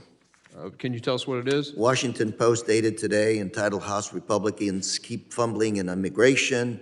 Unfortunately, these articles complain about measures taken by a completely different agency, the State Department, which Mayorkas does not control. Without objection, so ordered. I now recognize Ms. Sheila Jackson Lee, the gentlelady from Texas, for 5 minutes on the amendment in the nature of a substitute. Mr. Chairman, thank you. I started this morning by describing this impeachment proceedings as revengeful impeachment, simply to get back at a performing member of the public sector who is directed by his boss, the President of the United States, to follow laws and policies. I say this to the American people because we pretend that our work here today and every day we come to this Congress, having taken an oath, is for the American people. There is no doubt that on this side of the aisle, there is a committed and dedicated concern to the idea of sex trafficking, abhorrent, human trafficking, abhorrent, any form of drug trafficking, terrorism. There is no doubt that every member that I know on the Democratic side of the aisle has been engaged vigorously in fighting against these terroristic acts. Each and every one of them is a terroristic act to be trafficked, to be subjected to drug trafficking. All of these require the work together for the American people. Today, we are being fooled that work is being done against an individual for treason, bribery, or other high crimes and misdemeanors. The American people understand that that is not the actions that we are here for today. Revenge, vengefulness is why we're here. Otherwise, they would understand that Secretary Alejandro Mayorkas is an individual whose family fled the Nazis and then Cuba before arriving here in the United States. That is what he went through. He is the first immigrant to serve as head of the Department of Homeland Security. And yet, this committee seeks to suggest that he is violating the Constitution when, in essence, his freedom is based upon our Constitution. He did block the unlawful act of separating parents from children under the Trump administration. Maybe that's why he's being attacked. He did act as a federal prosecutor, not as, in quotes, a liberal activist, to be able to recognize that we should treat immigrants with dignity. He did act to be able to secure our ports and borders and enforce immigration laws, and he did act to fight for comprehensive immigration reform. But yet, we have two articles, one suggesting that he has willfully violated the law, and clearly, on the very case of Texas versus the United States in 2022, this was a court and policy decision. And coming from Texas, one of the few on this committee, going to the border more times than I can imagine, we have an actual standoff right now at the border between the federal government and one single state acting against the authority of the federal government, violating the law. And our secretary is being impeached, allegedly, for willfully violating the law that doesn't exist. That particular case indicated initially that the states in question, Texas and Louisiana, did not have standing.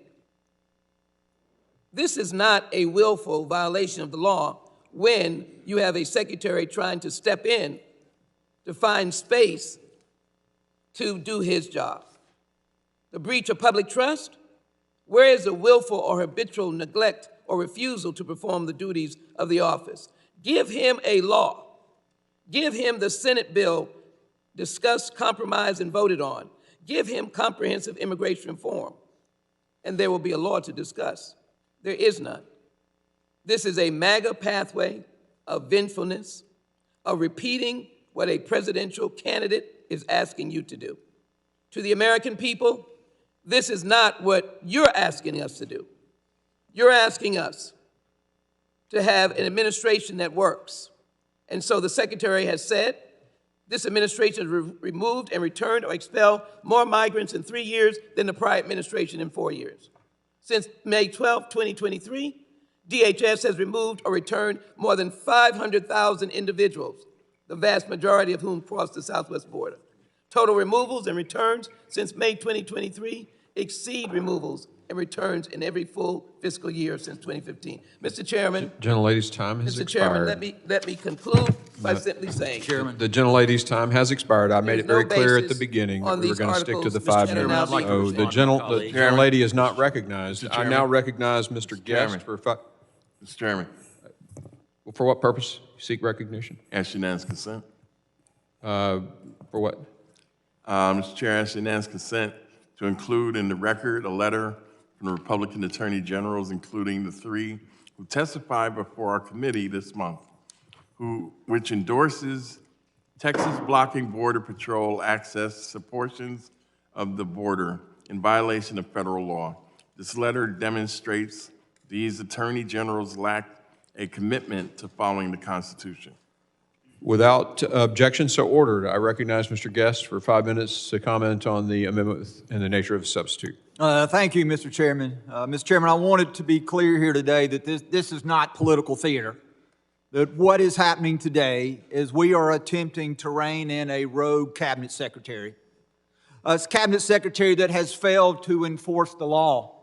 If you don't believe that, just look at the statistics put out by his department.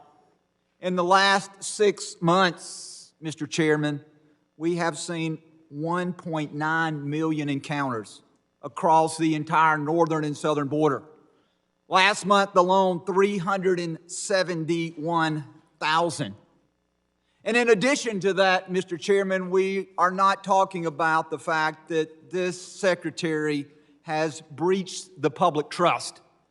Just last hearing that we had on this, we saw the Democrats call in a congressional expert who said you don't have to have high crimes and misdemeanors. Their own expert in constitutional law says that a cabinet secretary could be breached or could be impeached for a breach of public trust. And I will tell you that that is exactly what we have with Secretary Mayorkas, that he has lied repeatedly to members of this committee. I can count times in which he has lied to questions that I have asked Secretary Mayorkas, where he's lied to questions where Chairman Green has asked him about the border being secured.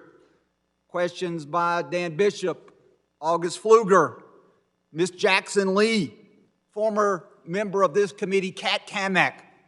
I can document at least 6 times where he has repeatedly lied when asked, is the border secure? I'll look at headlines and pulled a few this morning regarding Secretary Mayorkas. Gentleman, you for a question? I will not. Mayorkas tells Congress the southern border is secure. DHS Chief Mayorkas said there is no border crisis. Homeland Security Secretary Mayorkas tells lawmakers the border is not open. Mayorkas says the border is closed, defends Biden's immigration strategy. Mayorkas takes heat for repeating border is secure. During House hearings, they go on to say this is nonsense. DHS Chief Alejandro Mayorkas' secure border claim a lie, CBP official says. Mayorkas accused of lying under oath, playing shell game with data by former border official. And my favorite, Mr. Chairman, Mayorkas' latest litanies of lies on the border put Santos to shame. These are the headlines, and these are what are being talked about because Secretary Mayorkas has been untruthful with the American public, and he has been untruthful for Congress. He comes in here and he raises his hand and he swears to tell the truth, and then he lies when he says the border's secure. He lies when he says that the border is not open and we are not allowing, as we know, over 370,000 immigrants to flood across the border last month alone. I want to talk about what House Republicans have done, because my friends on the other side say that we are doing this again for political theater. Last year we passed H.R. 2, the most comprehensive package that I have seen during my time in Congress. When we talk about funding and what have we done on funding, I'll tell you that the House Appropriations Bill dealing with funding for the Department of Homeland Security, we went above and beyond what was requested by the President. The President requested a set amount, and we added additional money to that so that the Department of Homeland Security would have the resources that they need to secure the border. And then when we talk about the Senate bill, I have no idea what's in the Senate bill. I'll tell you, I am disappointed that our senators refuse to engage the House of Representatives. They don't allow Chairman Green or Ranking Member Thompson a seat at the table. We don't know what's in that bill.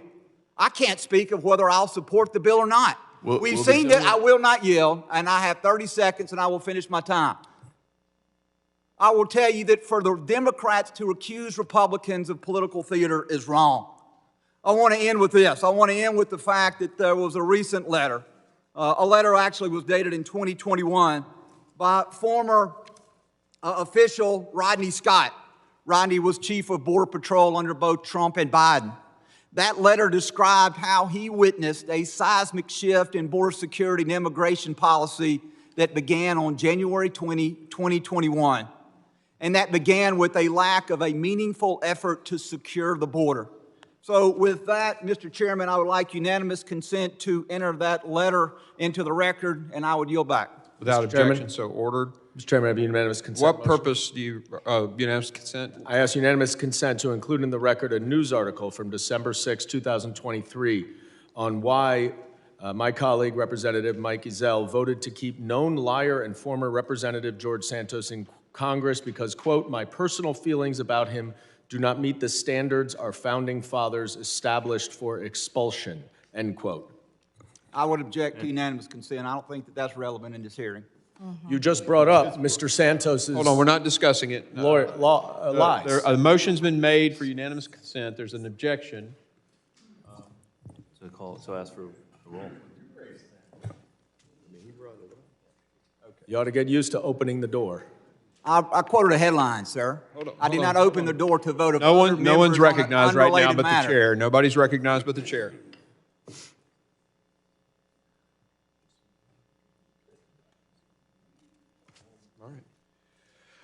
All right. So it is not entered with the objection. So I Ask now for a recorded vote. So is the gentleman making a motion? I had a unanimous consent motion. Right, that was objected to. Now I move for the inclusion of this article and showing that Republican members of this committee apply constitutional standards very selectively. Oh, no. So all those in favor of admitting to the record the article presented by Mr. Goldman of New York and say aye. Aye. All those opposed say no. No. In the opinion of the chair, the noes have it, and the article is not admitted. Mr. Chairman, I ask for a recorded vote. Recorded vote has been requested. The clerk will call the roll. Mr. McCall. No. Mr. McCall votes no. Mr. Higgins. Mr. Higgins votes no. Mr. Guest. No. Mr. Guest votes no. Mr. Bishop. Mr. Jimenez. No. Mr. Jimenez votes no. Mr. Pfluger. No. Mr. Pfluger votes no. Mr. Garbarino. No. Mr. Garbarino votes no. Ms. Green. No.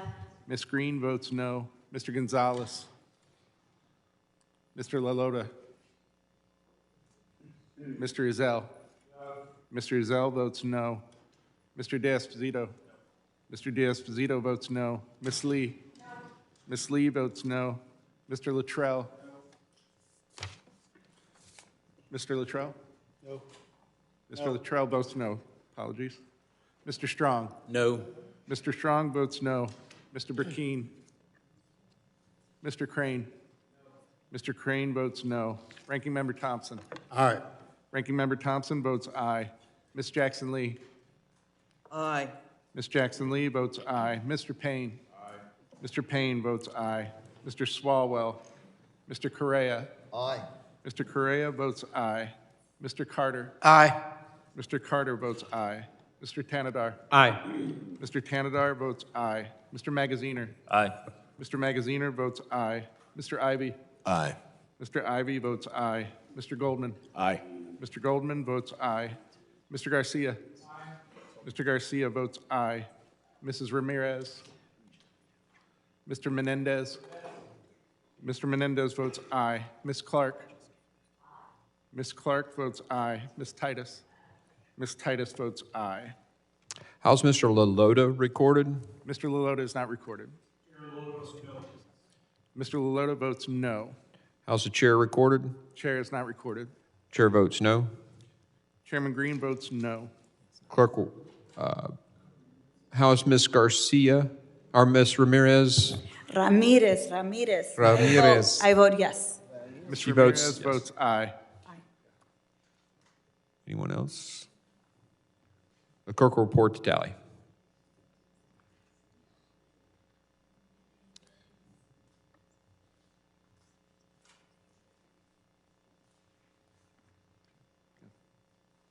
On that vote, Mr. Chairman, there were 15 ayes and 14 noes. The ayes have it.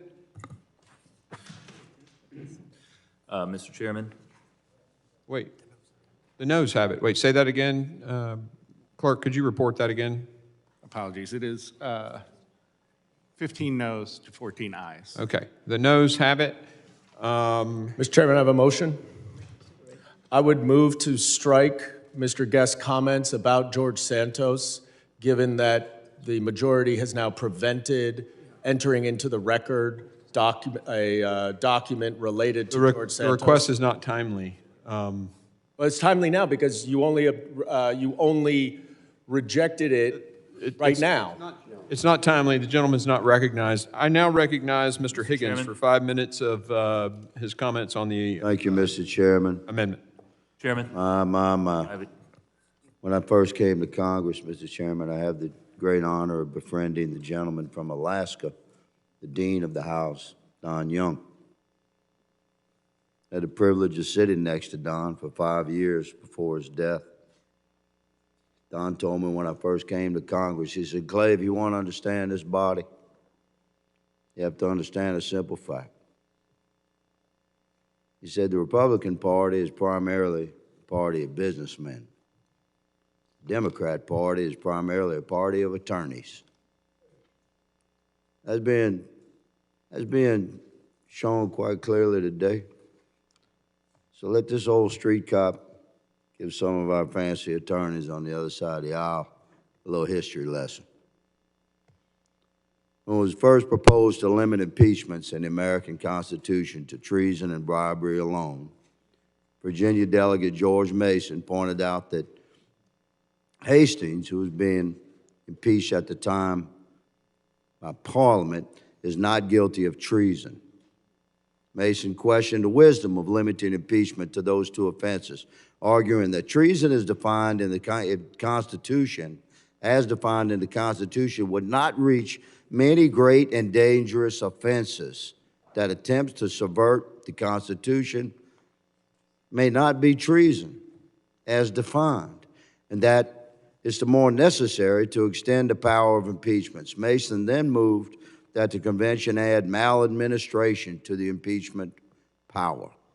Eldridge Gerry seconded the motion. Then James Madison argued that the term maladministration, which deviated from the more commonly recognized phrase high crimes and misdemeanors, was so vague a term that it would be the equivalent to a tenure during pleasure of the Senate. Quote of Madison. Governor Morris agreed with Madison, at which point Mason withdrew his motion and substituted as grounds for impeachment, quote, bribery and high crimes and misdemeanors. Bribery and other high crimes and misdemeanors. The motion carried without any further discussion of the new phrase, which ultimately became part of the Constitution. Here's the bottom line. As historians summarize, the actions of the delegates of the Constitutional Convention stated that, in summary, through the early debates, every speaker referred to neglect of duty and misconduct in office as impeachable offenses. And after Madison objected to the vagueness of the proposed impeachment clause, Mason then moved to add high crimes and misdemeanors. This passed 8-3 and became the orthodox phraseology. The vote in favor of the compromise motion suggests that the delegates understood that the new terms included neglect of duty. The addition of misdemeanors to the list of offenses meant that the House of Representatives was permitted to charge officials with misuse of power and neglect of duty. As has been quoted by many scholars, specifically, the term misdemeanors in its original meaning carried with it less the sense of a smaller or less serious criminal law offense, which would be today's common usage of the word, and more the broader sense of misconduct or misbehavior, literally of not demeaning oneself properly, misdemeaning in the exercise of an official capacity or position. The breadth of the constitutional language employed as a standard for impeachment thus plainly embraces a range of congressional judgment extending beyond bare criminality as to what types of culpable official misconduct so amount to a betrayal of trust, responsibility, duty, or integrity as to warrant removal from office. And that's where we are today. Will the My gentleman... colleagues, no, I will not. You didn't yield to me, my brother.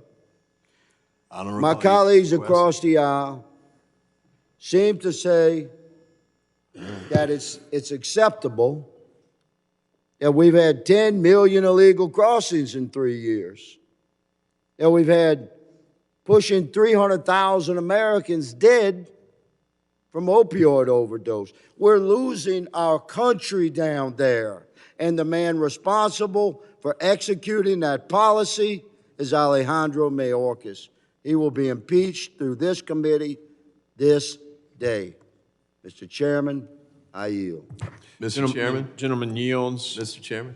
For what purpose do you seek recognition? I seek unanimous consent to enter into the record the actual notes from the Constitutional Convention on that exact point in which the framers rejected the maladministration, malpractice, and neglect of duty. Without objection, so ordered. Mr. Chairman? And if I might, this is edited by Max Ferrand, the records of the Federal Convention of 1787. We just need the title on those. Mr. Magaziner, for what purpose?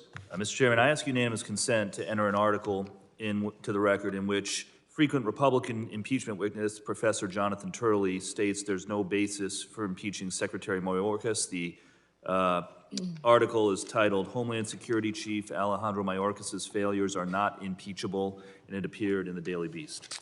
Without objection, so ordered. Mr. Chairman. I also ask unanimous consent. So ordered. I also ask unanimous consent to include in the record an excerpt from the book Impeachment by constitutional law professor Raoul Berger and the founder of the constitutional originalism that inspired Supreme Court Justice Scalia, explaining that the term high crimes and misdemeanors is a limited phrase that does not reach policy disagreements and was not intended to use for purposes like we have today. Mr. Chairman. Without objection, so ordered. Ms. Green. I ask unanimous consent to enter from the U.S. Department of Homeland Security on April 30th, 2021. DHS announces steps to protect border communities from wall construction. Without objection, so ordered. Mr. Chair. Mr. Thanadar. What purpose? Mr. Chair, I ask unanimous consent to include in the record an op-ed published this morning by Norman Eisen, former impeachment counsel for the House Judiciary Committee and others, in which they point out that House Republicans have spent months searching unsuccessfully for a smoking gun in the Joe Biden impeachment investigations. Instead of admitting failure, they are now pivoting to another target in their frenzy to impeach anyone, no matter how baselessly, Homeland Security Secretary Alejandro Mayorkas. Without objection, so ordered. Mr. Chairman. Ms. Green, for what purpose? I ask unanimous consent to enter a Homeland Security tweet on October 8th, 2021, consistent with the DHS border barrier plan at CBP in coordination with the USA CEHQ intends to cancel the remaining border barrier contracts located within the Laredo sector and all border barrier contracts located in the Rio Grande Valley sector. Without objection, so ordered. Mr. Chairman, I have unanimous consent. Mr. Grote, Request. Mr. Goldman. I ask unanimous consent to include in the record a section of the book by esteemed constitutional lawyers Lawrence Tribe and Joshua Matz explaining to Mr. Higgins' point, quote, when the framers replaced maladministration with high crimes and misdemeanors, they sought to narrow, not expand, the class of impeachment offenses, and high crimes and misdemeanors was understood as limited to serious misconduct that inflicted injury on the state itself. Mason and Madison thus rejected a term that allowed impeachment for strong differences over policy and personnel. Without objection, so ordered. And I have one more. For what purpose? From the same authors, another excerpt where they explain that key elements of high crimes and misdemeanors like treason and bribery involve corruption, betrayal, or an abuse of power that subverts core tenets of the U.S. governmental system, proof of intentional evil deeds that risk grave injury to the nation, and they're plainly wrong that the current standards that no reasonable official. Just the title, Mr. Goldman's all we need. Is that the title? You don't like the explanation? No, please Mr. read. Chairman? We're talking about saving some time here. Go ahead. Yeah. Are you done All with right, the title? It is from constitutional law scholars Lawrence Tribe of Harvard and Joshua Matz. Without objection, so ordered. Mr. Mr. Menendez, Chair. you're recognized. Thank you, Mr. Chair. I ask unanimous consent to include in the record testimony from constitutional law expert Frank Bowman before this committee, explaining that Republicans have not alleged any constitutionally impeachable offenses against Secretary Mayorkas and swatting down the Republicans' allegations as unimpeachable policy differences. Without objection, so ordered. And what we're going to do now is take a 30-minute recess for lunch. We're going to let everybody just take a break, go eat some lunch. We're going to be here a while today, it seems. So we're going to do this in as friendly a manner as possible. So we'll reconvene at 12:35. Committee stands in recess.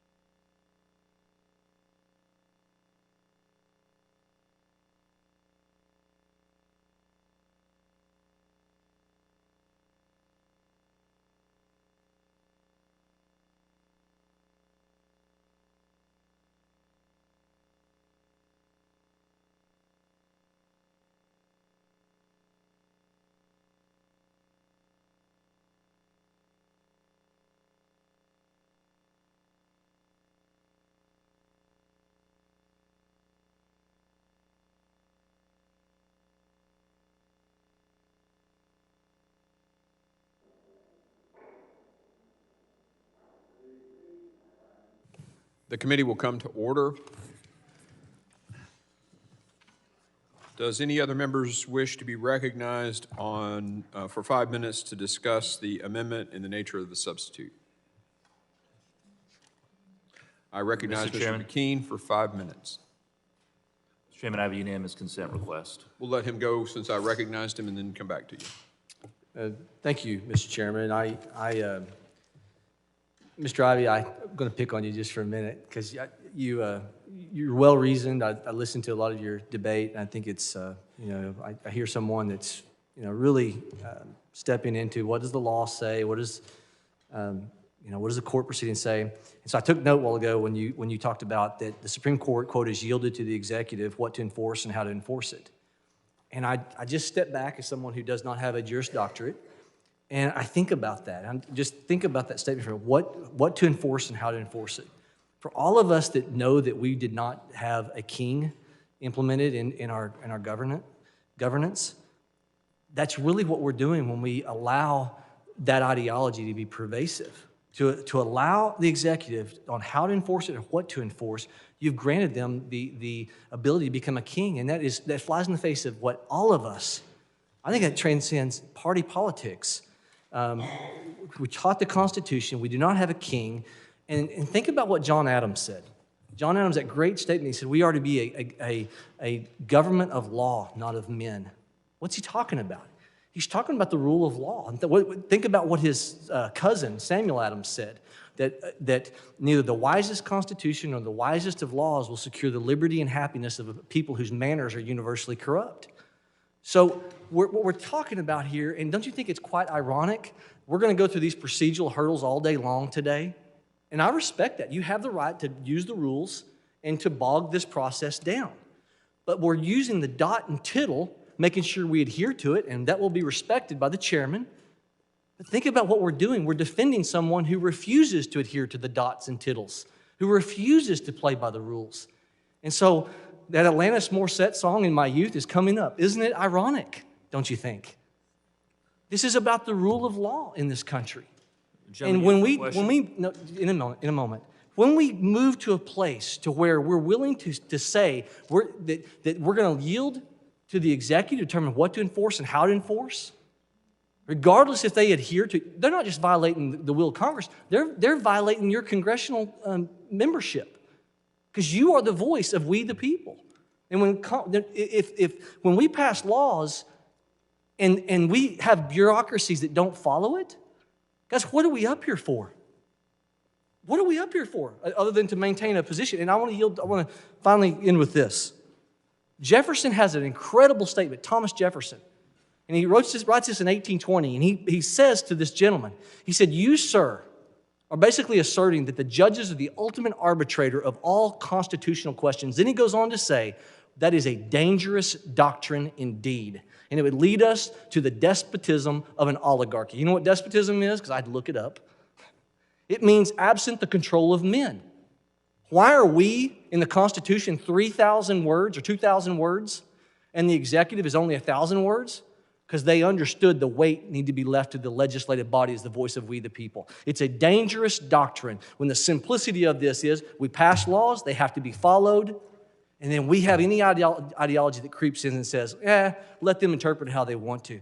It's a dangerous doctrine indeed. And with that, I yield, Mr. Chairman. For a question? The gentleman yields, so I think Mr. Magaziner wanted to make a UC request. For what purpose? Chairman. Yeah, I do have a unanimous consent request to include George Washington's farewell address to the nation, in which he warned that unprincipled men will be enabled to subvert the power of the people and usurp for themselves the reins of government, as we have seen through this impeachment process. I yield back.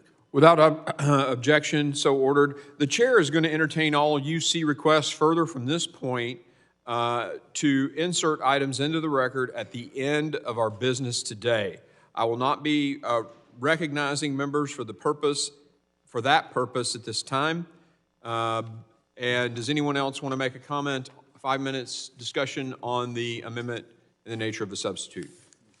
Mr. Ranking Member, you're recognized. I yield my 5 minutes to Mr. Ivey. The gentleman yields. Mr. Ivey, you're recognized. Thank you, Mr. Ranking Member, for yielding. To my colleague, I appreciate the comments, but I would just remind my colleague that the portion that I read of the Supreme Court opinion addresses that directly. So we don't have kings, we have elections, and we have three branches of government. Usually the Supreme Court is the body that resolves the conflicts between the executive branch and the legislative branch. But as Justice Kavanaugh pointed out, in the event there's a political solution that needs to be pursued, and this goes back again to page 14 of the slip opinion of United States v. Texas, which is now part of the record. Congress possesses an array of tools to analyze and influence those policies. So in other words, if there's a policy dispute, Congress has tools like, and the justice continues, oversight, appropriations, the legislative process, Senate confirmations, and then they reference elections. So, you know, the point with respect to whether this is a king or not, obviously it's not a king. I mean, this is 2024. We got a hotly contested presidential election coming up, I think by any measure. But the point for this particular issue is the Supreme Court said that there are these tools available. They do not mention impeachment. Justice Kavanaugh's opinion does not mention impeachment as a tool for resolving political dispute. And I think based on the other document I entered earlier, which is, goes to the maladministration piece, the point there is this isn't for policy disputes. You don't use impeachment for policy disputes because it could get out of control. So we want to make sure that we use it for very limited circumstances, and we've heard some of those as, you know, already. Gentleman, yield for a question? Yes. Is one of the tools available to Congress to pass statutes limiting the discretion of the enforcement discretion of the administration?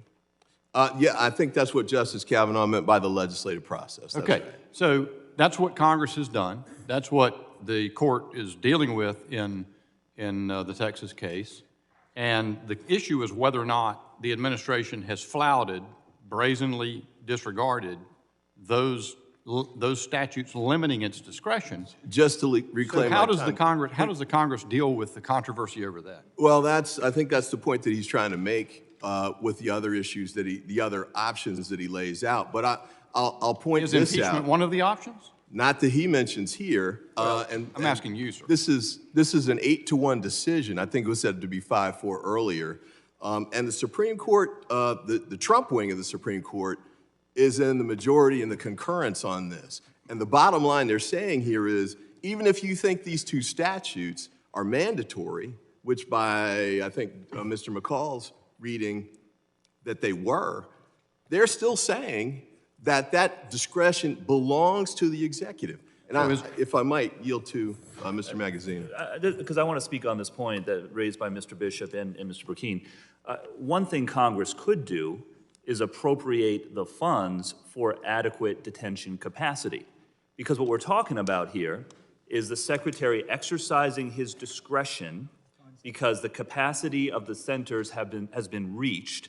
So he is exercising his discretion as to who should be released and who would the shouldn't. gentleman Just yield? as, and one second, Chairman, respectfully, just as the prior administration and the administration before those did as well. Under the Trump administration, again, in the last 2 years, 52% of migrants in detention were released by the Trump administration because they were at capacity. Once again, the Secretary then was using his discretion under the Trump administration. The current Secretary is doing the same thing. If the gentleman would yield, I want to point out that CoreCivic and the other company that do our ICE detention have been resoundingly filled with empty beds. If you go look at the numbers, as soon as Secretary Mayorkas took over, those ICE detention facilities, there's one in California they're going to shut because it's got 8 people and it holds 3,000. So I think, I just want to correct the facts on that. The ICE detention beds have consistently been unfilled. If I could just... And I yield to Mr. Magaziner. Yeah.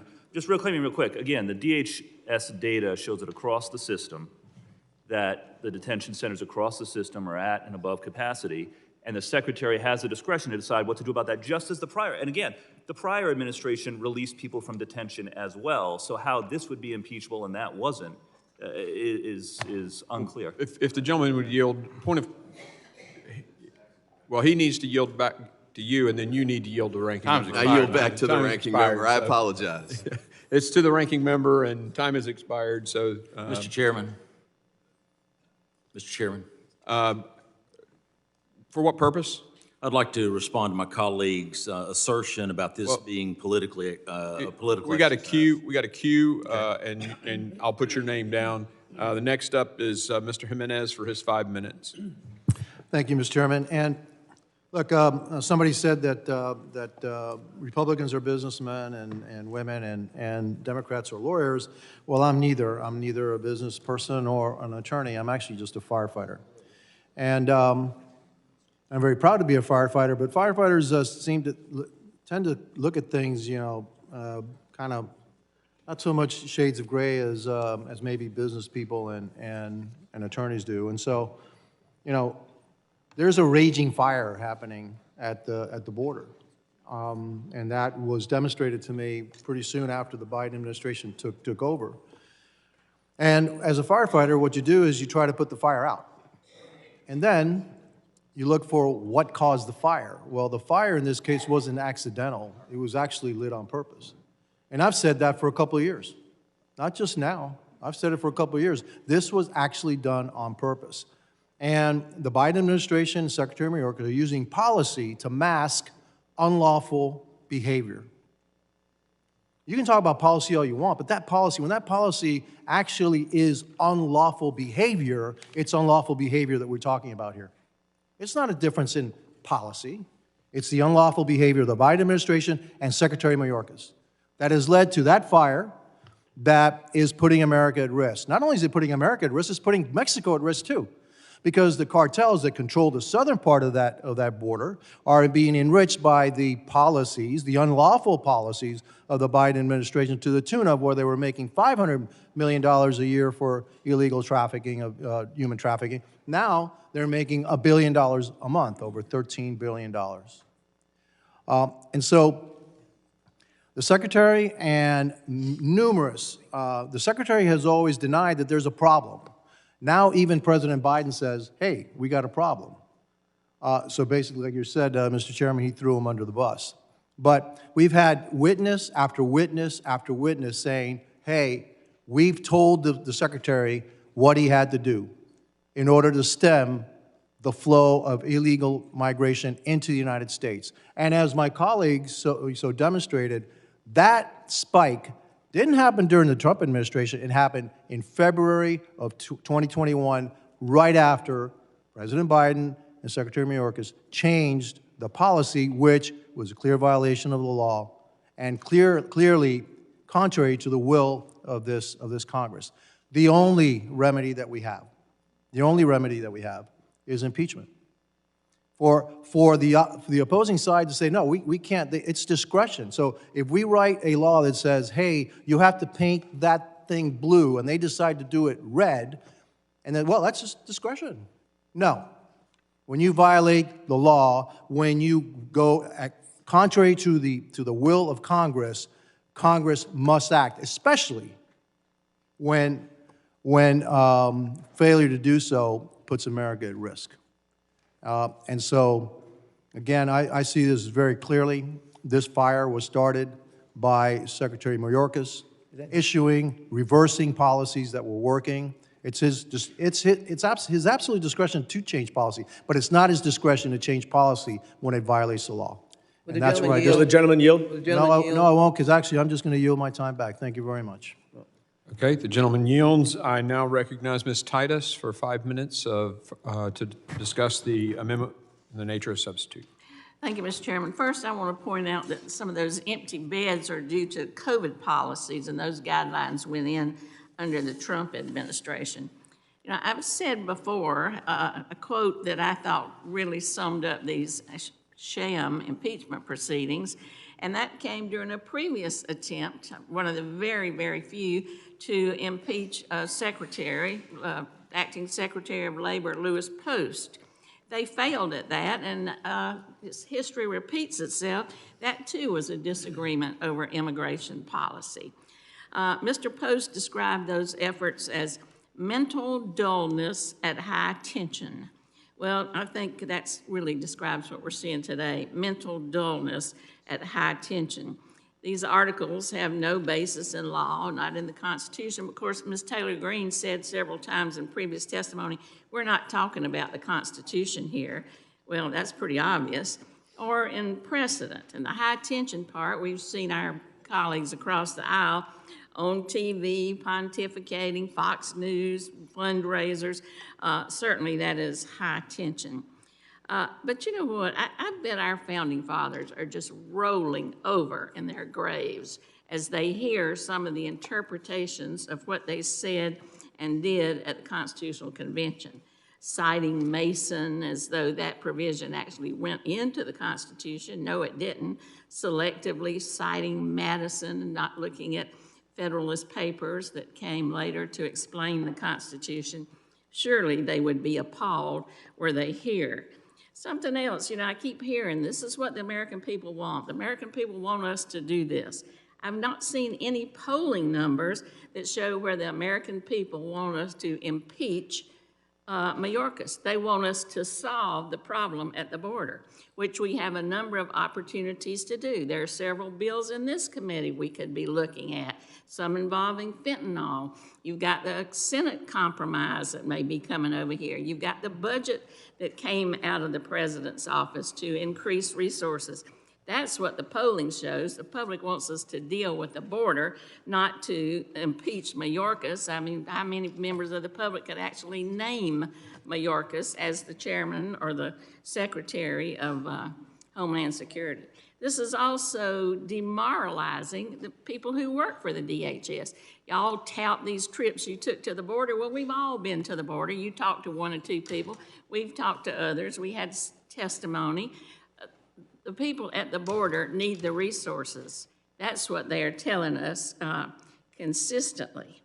So, I think that what we're doing here has serious consequences for the Constitution, for our democracy, for the people who are working at the border, who are on the front lines, and all for you to have some kind of political stunt, I think. And as Mr. Higgins will know, he's a fellow Southerner, I think another saying appropriately describes what's going on here, and that's just shoveling the same old shit and calling it sugar. And that's not what the people want us to do. So I yield back. The gentlelady yields. I now recognize Ms. Lee for 5 minutes to discuss the ANS. Thank you, Mr. Chairman. And on that note, here we are again, subjected to the characterizations of House Democrats who attack the purpose and the validity of this hearing, who have today referred to it as a waste of time, a sham, a joke, a political game, a policy dispute, and even said that no serious member would pursue these articles of impeachment. In fact, Mr. Chairman, the opposite is true. No serious member could sit in this room and look at the American people and deny the catastrophe at our southern border. No serious member could deny that it is past time for accountability. No serious member could look at the American people and say that lawlessness is acceptable, that it is acceptable for one branch of government to defy the others willfully, purposefully, and with impunity. And that is precisely what Alejandro Mayorkas has been doing all of this time. Mr. Mayorkas has indeed defied, first, the courts of the United States of America. Of course, these matters have been litigated. Of course, the states are fighting for safety of their citizens, for the security of our borders. And what has he been told? Courts have ruled that his subversion of the parole process, his use of that as a way to get around the laws of the United States is unlawful. He's been ordered to desist. He did not. He's been ordered to reinstate remain in Mexico. He did not. He's come to this Congress and he's given testimony before us that was demonstrably false, stating that our border was secure, stating that he had operational control of the border, when in fact, every person in this room, and I dare say the vast majority of America, knows that is not the truth. He has misled this committee. He has misled the American people. This process, this committee's process in consideration of this day has been methodical, it has been serious, it has been thoughtful. We have heard from the men and women of local law enforcement. We have heard the catastrophic and tragic effects to their communities that this failure to enforce our laws has caused. We heard from families who have lost their children, deaths from fentanyl poisoning. We've heard the tragic stories of human trafficking, not only of Americans, but of those who are crossing this border illegally that are being exploited. We have heard these stories week after week. And rather than call them a waste of time, as our Democrat colleagues have done, we need to hear them, we need to heed them, and we need to take action. Because here is the reality. Every single day that Secretary Mayorkas continues in his role, America is less safe. We have ceded control of our border to the Mexican drug cartel, and we have seen the tragic and irrecoverable consequences of doing so. Not only are these articles of impeachment appropriate and based in law, it is our duty to ensure that the United States of America is a nation of law. It is our duty to ensure that our border is secure. And it is our duty to ensure that Secretary Mayorkas faces the consequences of his actions and the consequences of deliberately and willfully creating this catastrophe. Mr. Chairman, with that, I yield back. The gentlelady yields. I now recognize Ms. Ramirez for 5 minutes to discuss the ANS. Thank you, Chairman Green. Before I go into my remarks, I do want to ask unanimous consent to include in the record Heinz, President of the House of Representatives, on the last impeachment of Cabinet Secretary William Belknap in 1876. I'm sorry, could you say that again? Mr. Chair, I wanted to ask unanimous consent to include in the record Heinz, President of the House of Representatives, on the last impeachment of a Cabinet Secretary, William Belknap, that happened in 1876. Without objection, so ordered. Thank you. So, you know, I agree with my colleague who just spoke a moment ago.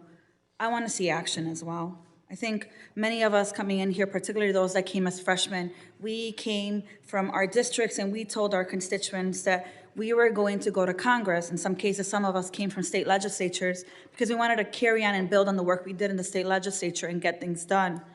So as I address today, I do it with a deep sense of urgency. And I gotta admit, frustration.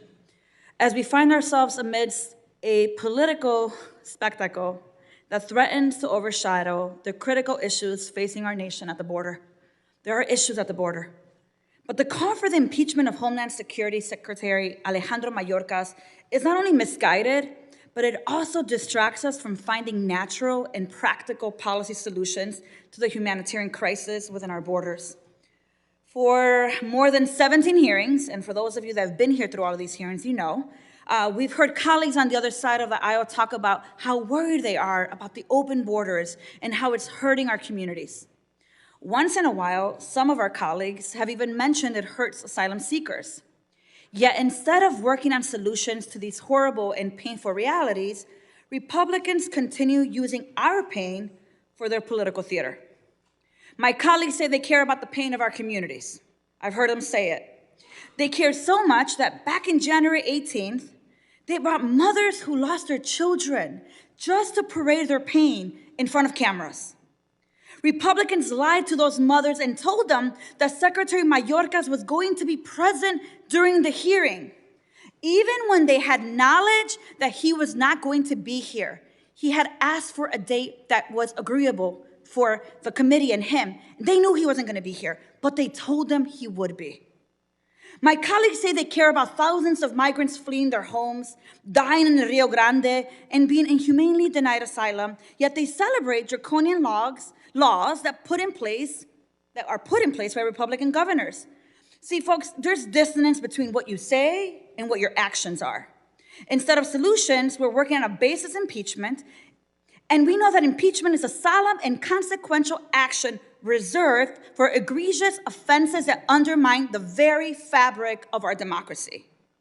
The charges against Secretary Mayorkas of willful and systemic refusal to comply with the law and breach of public trust lack the substance required for such a drastic measure. So let us refrain from allowing political posturing to supersede the crucial work ahead. In hopefully a few moments or hours, I am going to give you an opportunity to take action by some of the amendments I'm going to introduce that actually get to border security and actually get us to address the issues of those that are already here. I want to implore each committee member to rise above the political theatrics and commit to the severe work our constituents are expecting of us. Let's stop weaponizing people's pain.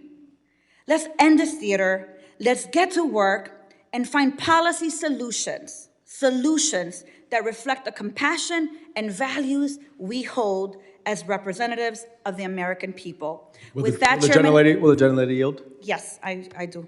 Thank you very much, and I appreciate your passionate words, which are, of course, true. I wanted to just respond, because I know my colleagues don't want me to speak during their time, to a couple of the confusing arguments that I've been hearing. On the one hand, you hear that Secretary Mayorkas should not have changed the policies of the Trump administration. But if he is changing the policies of the Trump administration, that means it's a policy decision, not a violation of the law. Now, you can then argue, as I'm sure you would, that, oh no, it's the policies that are violating the law. But you can't show that any of his policies are actually violating the law. You don't like them, you disagree with them, you don't like humanitarian parole, but there are specific case-by-case evaluations done of every single person. The gentlelady's time is yielded. So maybe you ought to figure out exactly what gentlelady's time is yielded, and the gentleman is not forward. recognized. I now recognize Mr. Strong for 5 minutes of comment about the ANS. Thank you. I want to respond to my colleague's assertion about this being a political exercise. Anyone running for president has plenty to run on. You think about it: economy, high interest rates, affordable housing, Afghanistan evacuation, fentanyl overdoses, $34 trillion national debt, loss of energy independence, use of the Strategic Petroleum Reserve, crime rates, failure to spend to respond to Iranian attacks on U.S. troops, selling influence by the Biden family, cocaine found in the Biden West Wing, grocery prices up by 17 to 21% on every American, gas and energy costs through the roof for all Americans, and the Democrat push for EV vehicles on Americans. You look at it, over 8.3 million illegal border crossings, over 7 million encounters at the southern border, 474,046 unaccompanied minors, 2.3 million migrants released at the border, 1.8 million known gotaways, 57,555 pounds of fentanyl seized by CBP at the southern border, 361 individuals whose name appear on the terrorist watch list were stopped trying to cross the U.S.-Mexico border between ports of entry, including 19 in December. 40% of the catch and release migrants have disappeared, according to DHS. Over 100,000 encounters every single month. 13 billion is estimated cartel profits in 2021 just off human smuggling. 40% increased in encounters at the border since FY 2021, and 370% since 2020. Of the 300,000 children that HHS placed with sponsors or family members in the U.S., more than 85,000 have gone missing as of July 2023. The smuggling of children to America to be sex slaves, I promise immigration is the #1 issue facing America. But there's a laundry list of failures.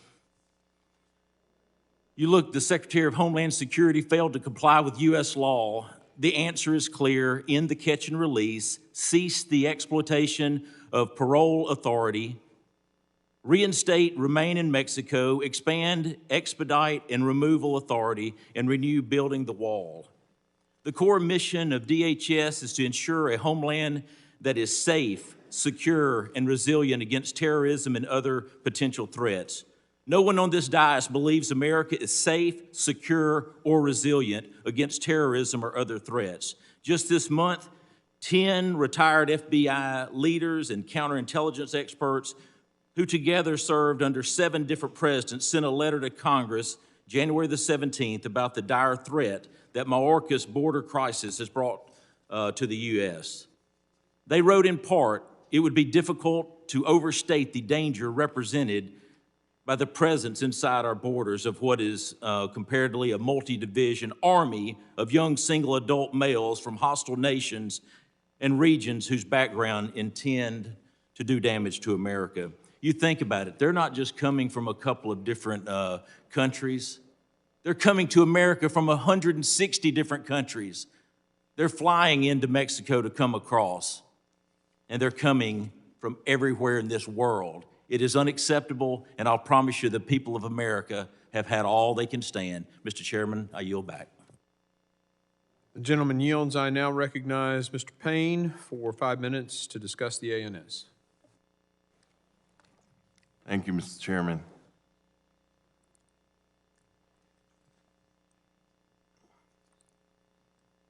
Mr. Chairman, I strongly oppose the articles of impeachment offered by the majority here today. Let's talk about the majority's motivations to bring these articles to be marked up. They claim it's about law and order.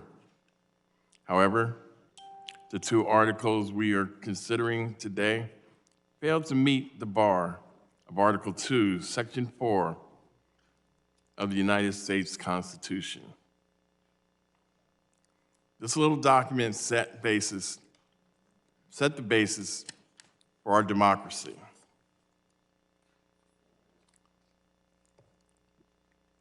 This document here. At times I wonder if some of you have even looked at this. But if need be, I can have one sent to your office.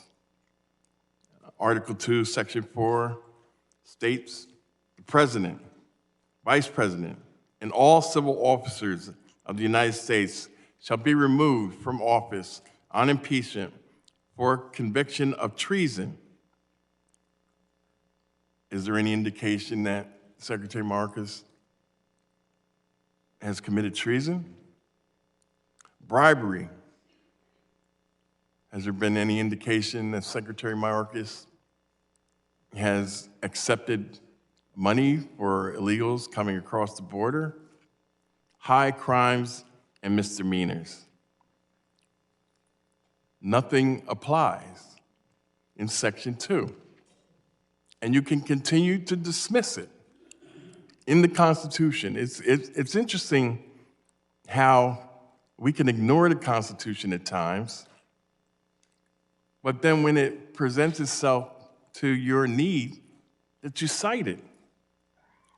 The accusations levied against Secretary Mayorkas in these articles amount to nothing but more than policy disagreements. Then let's work on policy. Let's work on policy. If there's a problem, let's give Secretary Mayorkas the tools that he needs. But you're unwilling. The Senate Republicans are willing to work with it, but you got the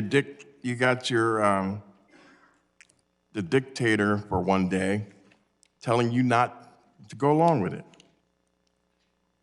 There simply isn't anything regarding treason, bribery, or high kinds of misdemeanors. In his role, Secretary Mayorkas has carried out his duties and responsibilities with unwavering dedication to the public trust. Now, you may disagree with that, so then let's have that discussion. Let's work on the policy that will make it better. He has not broken the law, and he has not done the best he can to keep order, given the tools that the majority has provided him with in terms of resources and tools to humanely address the issues along the southern border. It is not about the law and order then maybe it's about policy. As Democrats, we have laid out over the past few hearings, impeachment is a political tool that will fail to solve any issues that requires a policy-based solution. Once Mayorkas is gone, does that mean everything is okay? Is that the real issue? Or do problems persist?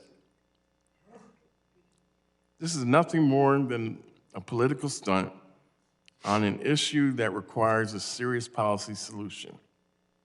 Building a wall with taxpayer dollars is not a serious policy solution. Closing our borders in an attempt to ensure no immigrants seeking asylum comes in is not a serious policy solution. Starving our Border Patrol personnel of resources they need to protect the homeland is not a serious policy solution. We should come together and find reasonable, humane, and equitable proposals to address this complex issue and put forth a serious policy solution that upholds our values as a country and a society. Instead, we have Chairman Green and Marjorie Taylor Greene and the other members on the majority seem to believe impeaching Senator Mayorkas. The gentleman's time has expired. Is an action that will fix the issue the gentleman is not recognized. at the I now southern border. recognize Mr. Gonzalez for his 5 minutes of discussion. I yield back. Thank you, Chairman. And, you know, one of the best things about Congress is we all represent districts from across the country and we have debate. And I think that's very positive. One of the most difficult things about Congress is it's filled with nothing but lawyers, and they'll talk all day about this, that, or the other, which is, I think, frustrating to many Americans. This is what's going to happen. The House of Representatives is going to impeach Secretary Mayorkas, and there is absolutely nothing anyone can do to stop it. That's going to happen. In my district in Texas, we're feeling this. In Arizona, they're feeling it. In California, they're feeling it. There is not one district in America that is not impacted by this border crisis. So I would like to focus on what happens next.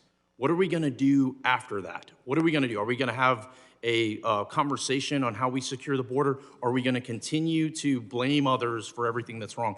I would like to see this border secured in a manner that protects everybody. And I do think there's an opportunity to do that. I look forward to working with my colleagues on both sides of the aisle to come up with a conclusion that makes America on the track of keeping people safe and secure. With that, Chairman, I yield back. The gentleman yields. I don't have anybody else in the queue. Is there anyone else who would like to? Mr. Thanadar, have you had? I don't think you have had 5 minutes yet, have you? Okay. The gentleman is recognized for 5 minutes to discuss the ANS. Thank you, Chairman Green, and I would yield my time to the gentleman from New York. Thank you, Mr. Tannadar. Funny that members of Congress would want to focus on the law, given that our job is to write the laws, interpret the Constitution, and implement and pass laws. Crazy to have so many lawyers here who, when we're dealing with laws every day. And unfortunately, what we don't have is anyone on the other side of the aisle that seems to understand what a high crime and misdemeanor is. Now, I know that's part of the law, so you don't want to talk about it, but it is the requirement for impeachment. Now, we agree on a lot of things that have been said today, as surprising as that may be. The situation at the border is untenable. Migration patterns have dramatically changed over the last 5 years. It started in the middle of President Trump's administration as migrants were coming more and more to the border. Not every single person who came over the border without documents was deported under the previous administration. And in fact, that has never happened. So if you are going to impeach Secretary Mayorkas because you say that he fails to adhere to the letter of the law under operational control, then you better impeach every single Secretary of Homeland Security that was during the past 5 administrations and will be going forward, because it's an impossible standard with the resources that they have. We have not increased the resources that the Department of Homeland Security needs to actually stop every single person from coming over the border. So I hear a lot of other things about different ways. I'm sorry, Mr. Pfluger, but you did not yield to me, so I will continue. I will mention one thing, though, you say, Mr. Pfluger. You mentioned the horrific story of 53 people who died effectively by heat and suffocation south of San Antonio, which is absolutely horrible. And if you had evidence that Secretary Mayorkas was working with the driver of that truck who abandoned them and left them there, then you would definitely have good evidence of an impeachable offense. But the notion that you would say that the cabinet secretary who oversees 260,000 employees is somehow willfully and intentionally responsible for that single incident is preposterous. Secretary Mayorkas has not disregarded any court order. Not one. Not one. Certainly he wasn't ordered to return the Remain in Mexico policy, as one of my colleagues said. He has not defied any court order. You have gone to the courts to try to prevent him from doing his job. That is true. And there have been judges who have entered preliminary orders in support of you. Those have been stayed, so he has adhered to the law in every single way that he's been required to do. Ultimately, as Mr. McCall said at the very beginning, what you are upset about is that Secretary Mayorkas rescinded prior executive orders that were working. And you have a right to be upset about that. And you have a right to talk about that. And you have a right to express your dissatisfaction in any way you choose. And you have a right to make that case to the American people so that they vote Secretary Mayorkas and this president out of office in November if that's ultimately what the people believe. But you do not have a right to demean this institution, to bastardize the impeachment clause of the Constitution, to belittle the standard of constitutional impeachment to such a degree that you can't even produce a legal memo in support of your articles of impeachment that do not exist in history and do not exist in the law. And if, in fact, as you allege here, there were false statements made to Congress or obstruction of Congress, those are crimes. You could have charged him with those, but you didn't want to because you knew you couldn't actually prove them. You just want to make the allegations and concoct some crazy breach of public trust which does not exist. The gentleman's time has expired. Mr. Tanadar, and I yield back. The gentleman's time has expired. I now recognize Mr. Bishop for 5 minutes to discuss the ANS. Thank you, Mr. Chairman. I'm glad to have the opportunity to take issue with the gentleman from New York. But before I do, on the foundations of impeachment and why it's appropriate in this case, I think I ought to talk about what the news is, because there's not much news about these articles of impeachment. We've been moving toward this process with great deliberation and in open. This committee has, on the leadership of Chairman Green, for months. It's not a surprise to anyone. Let me tell you what the news is. The news is that Mr. Goldman just said that the situation at the border is untenable. The news is that on January 20th, the President of the United States, when asked by White House correspondent Jackie Heinrich if the U.S.-Mexico border is secure, he said, "No, it's not." He said, "I haven't believed that for the last 10 years, and I've said it for the last 10 years. Well, as we hear many members on the other side hold forth about supposed hypocrisy over here, I got to tell you something, ladies and gentlemen. We've been saying the same thing this entire administration from the beginning, from January 2021, when the president disposed of multiple policies at the border that had been the most successful in history for containing illegal immigration, rejected them wholesale.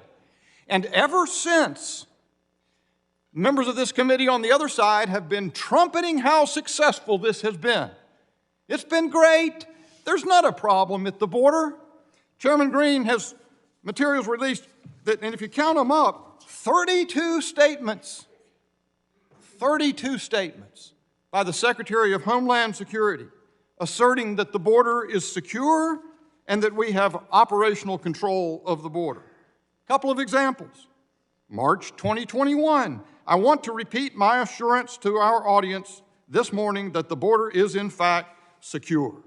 September 2021, Senator Ron Johnson, you have repeatedly stated that our borders are not open, they are closed. Do you honestly believe that our borders are closed? Mayorkas, Senator, I do, and let me speak to that. In July 2022, to ABC's Martha Raddatz, just a simple question, do you think it's working? Mayorkas, I think we are doing a good job. Me, November 2022, Secretary Mayorkas, do you continue to maintain that the border is secure? Mayorkas, yes. Goes on and on, 32 times. Until suddenly Mr. Goldman says, and others have said it here today, it's not tenable. Maybe it was because Eric Adams from New York said, you're destroying New York City. Maybe it's because the mayor of Chicago said, you got to send us more money, we're in crisis over here. Or Denver, or any of a number of other Democrat-run cities. That's the news. That's the news. This impeachment, these articles of impeachment present a very narrow question, which no one seems to want to follow the line of reasoning long enough to get to. What the Supreme Court said in United States versus Texas, both the majority and the dissent, is that Congress, 20 years ago, mandated restriction of the administration's prosecutorial authority. In certain specific cases, you will detain, and detain until you have removed. And yes, Secretary Mayorkas has brazenly flouted and disobeyed those laws. Those statutable laws, statutory laws. He wrote guidelines that said it shall not be a basis to detain anyone if they're in those, just because they're in those categories that Congress declared in law. So that's what's happened over and over again. The articles of impeachment specify 7 separate statutory commands by the Congress that Secretary Mayorkas has similarly flouted and brazenly disobeyed. And I ask the question, if someone wants to take it up, if the Congress does not impeach, what indeed is the remedy? I'd love to take it up. I'm going to called legislation. I'll pose it. I've got 37 seconds, and you'll have plenty of time to address it. I'd be glad to have the colloquy. But what is the remedy? Well, Justice Alito made it clear in the dissent what the remedy is. Congress can impeach. Yes, Congress could do something else. Congress could cut off the money. But there are limits to what Congress can do. I mean, you can beg the question whether Congress has any power to restrict the discretion of the executive. The Supreme Court seems to think that it does, but it has said we are not the forum to vindicate those restrictions. That's what this process is about. It is about vindicating the rule of law in our constitutional system. The gentleman yields. We are now up against votes, so we are going to recess until 15 minutes after the last vote. There are 2 votes. We are in recess.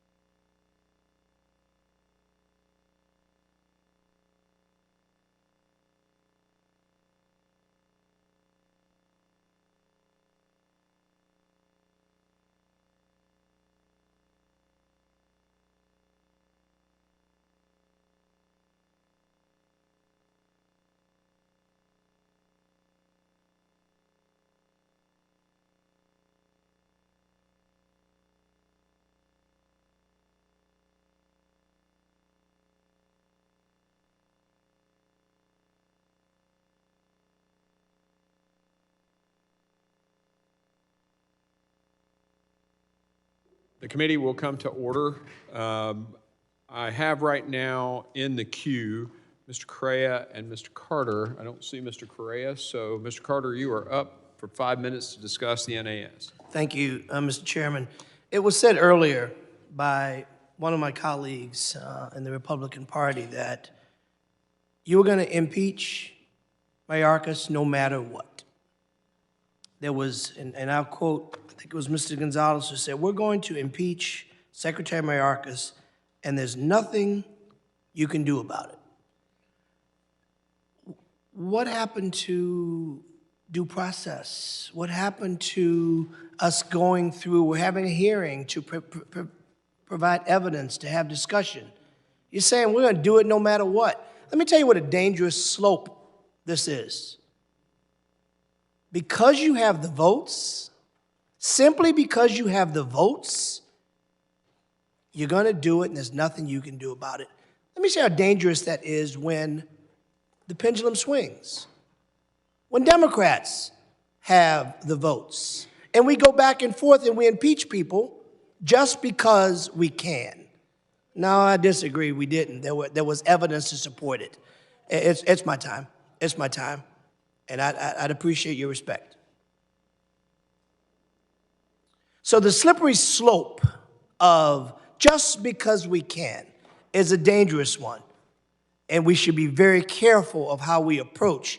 Just because we disagree with someone philosophically, because we disagree with them ideologically, you have no evidence to support why a person should be impeached. And if you are successful, the American people are not stupid. They're watching, they understand. Demonstrate that you really want to fix the border. Someone mentioned a minute ago, what do we do next? Why do we have to wait until next? Why aren't we doing it now? Why aren't we doing it now? Why aren't we funding and providing resources so we can fix the border instead of using this as a way to play political games and make political points? Shame on you. I yield the balance of my time to Ms. Titus. The gentleman yields to Ms. Titus. Thank you. At this time, Mr. Chairman, I'd like to ask unanimous consent to enter some things into the record. First, a record of the Texas Tribune article titled, Texas Border Republican Accuses GOP of Using Immigration Crisis for Politics, in which committee member and Republican representing an actual border district, Mr. Gonzalez, rightly points out that Republicans are politicizing the border for political gain. I also ask unanimous consent to include in the record a CBS News article in which Republican Congressman... Let's rule on the first one. Oh, sure. With no objection, so ordered. Okay. Excuse me. I now ask unanimous consent to include in the record a CBS News article in which Republican Congressman Tom McClintock calls Congresswoman Green's impeachment push against Secretary Mayorkas I quote, new and unconstitutional abuse of power, end quote. With no objection, so ordered. Thank you, Mr. Chairman. I ask unanimous consent to include in the record a Bloomberg News article entitled Mayorkas Uproar Puts DHS in Familiar Spot as Political Football, describing how the Republicans' sham impeachment against Secretary Mayorkas is threatening the ability of DHS employees and officers to do their job, disrupting DHS operations and hurting their ability to recruit. Without objection, so ordered. I now ask unanimous consent to include in the record an op-ed by Michael Chertoff, published just this week, entitled Don't Impeach Alejandro Mayorkas, in which the former Bush-era DH secretary says, quote, House Republicans are misusing the process to target an official who has done nothing wrong. Political and policy disagreements aren't impeachable offenses, end quote. Without objection, so ordered. I now ask you, Mr. Chairman, for unanimous consent to include in the record a letter entitled Opposition to the Impeachment of Secretary Mayorkas from Former DHS Officials, in which 26 former DHS officials, including numerous officials who served in the Republican administration, urged the committee not to impeach the secretary because the sham impeachment, quote, not only threatens to undermine national security, but sets a perilous precedent that could have dire implications for the stability of our government, end quote. Without objection, so ordered. I got two more. You want me to wait? You got 13 seconds. Oh, I ask unanimous consent to include in the record a News Channel 5 Nashville article entitled Representative Green on Impeachment. I can't imagine the founders support anything like this, which demonstrates that Chairman Green had a different standard for the impeachment process of then President Trump. Without objection, so ordered. And the time is up. I now recognize Mr. Correa for 5 minutes to discuss the NAS. Chairman, before I begin with the amendment that I'm going to present, I'd like to, with unanimous consent, include to the record a number of articles. First one, United Nations High Commission for Refugees Global Trends Report for 2022. Next article. Without objection, so ordered. An article from the Center of Strategic International Studies titled Persistence of the Venezuelan Migrant and Refugee Crisis.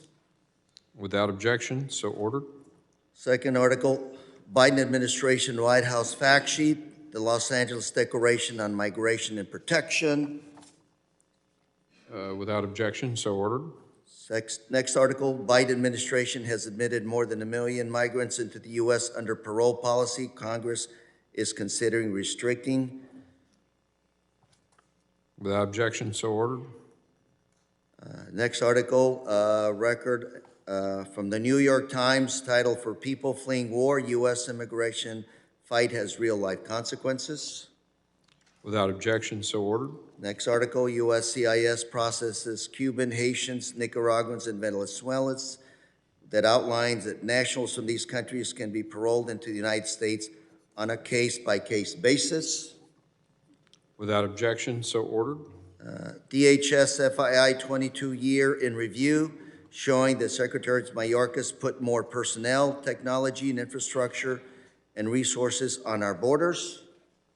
Without objection, so ordered. Forward U.S. George Mason University, that shows that the humanitarian parole programs helped to address our labor shortage and actually helped ease inflation. Without objection, so ordered. And last article from Axios, titled Funding Deadlock Threatens to Make the Border Crisis Worse. Without objection, so ordered. I'd like to yield now to Mr. Golden. To Mr. Ivey. Mr. Ivey, you're recognized. I'll look the same. Thank you, Mr. Chairman.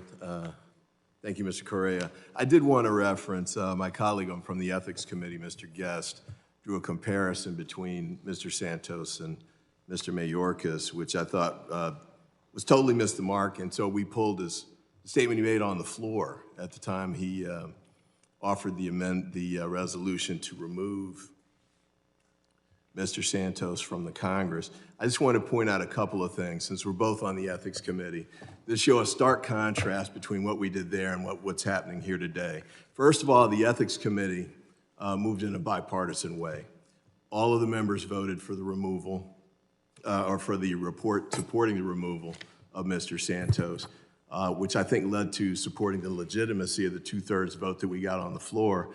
By contrast, every vote here has been along party lines, and not only just today. I mean, when we voted on H.R. 2, and I think almost every other vote we've had here has been along partisan lines. The second big one, though, was the Ethics Committee did a very thorough investigation. And we went through 172,000 pages of documents, generated a 50-page investigative report, interviewed 40 witnesses. Compare that to what we've done here on a similar constitutional issue. I think they presented 3 states' attorney generals. My recollection is one of them didn't say anything as written testimony about impeachment. Would the gentleman yield, though? I'm not my time, and I'm running out of time. Okay, but okay. 2 made one-paragraph comments about impeachment as far as breaching the constitutional standard. And really, the only witnesses we've had here that have talked about it have said that this does not rise to that standard, and we've submitted multiple versions of that from other constitutional scholars as well. Another big one, though, I think, too, is Mr. Santos's conduct was criminal, and he personally benefited from it. And those are the arguments that were generated by the report that we released. I think, as Mr. Guest said on the floor, Representative Santos sought to fraudulently exploit every aspect of his House candidacy for his own personal profit, blatantly stole from the campaign, deceived donors into providing what they thought were contributions. In fact, payments were payments for his own personal benefit.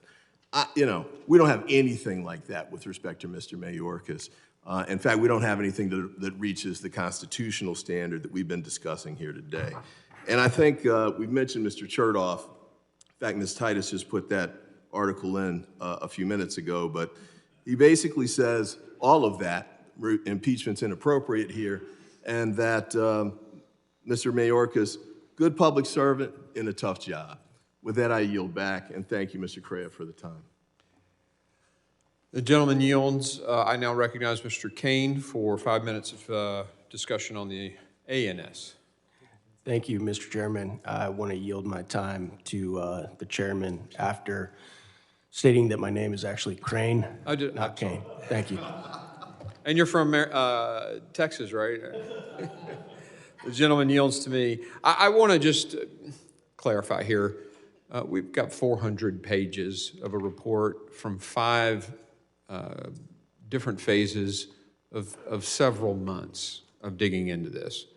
To imply that it was 3 states' attorneys general are only witnesses that have come before this committee and talked about the failure of the secretary to adhere to the laws passed by this Congress. That's not fair. Will the gentleman yield? No, I'm not going to yield.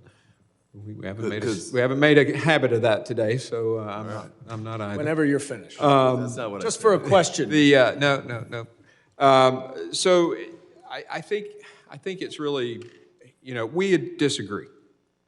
I think even if he was a Republican, if it's just elections and impeachment is for something different than this, you can have a cabinet secretary get in there and just do whatever the heck they want. And that's not what our founders intended. They did not intend for 3 separate equal branches of government where one writes the laws and another one executes it, that somebody in this branch can just do whatever the heck they want. That makes no sense. It's not even intuitively obvious to a casual observer. And so there are people out there who say, I mean, y'all had the minority had 2 witnesses come in here.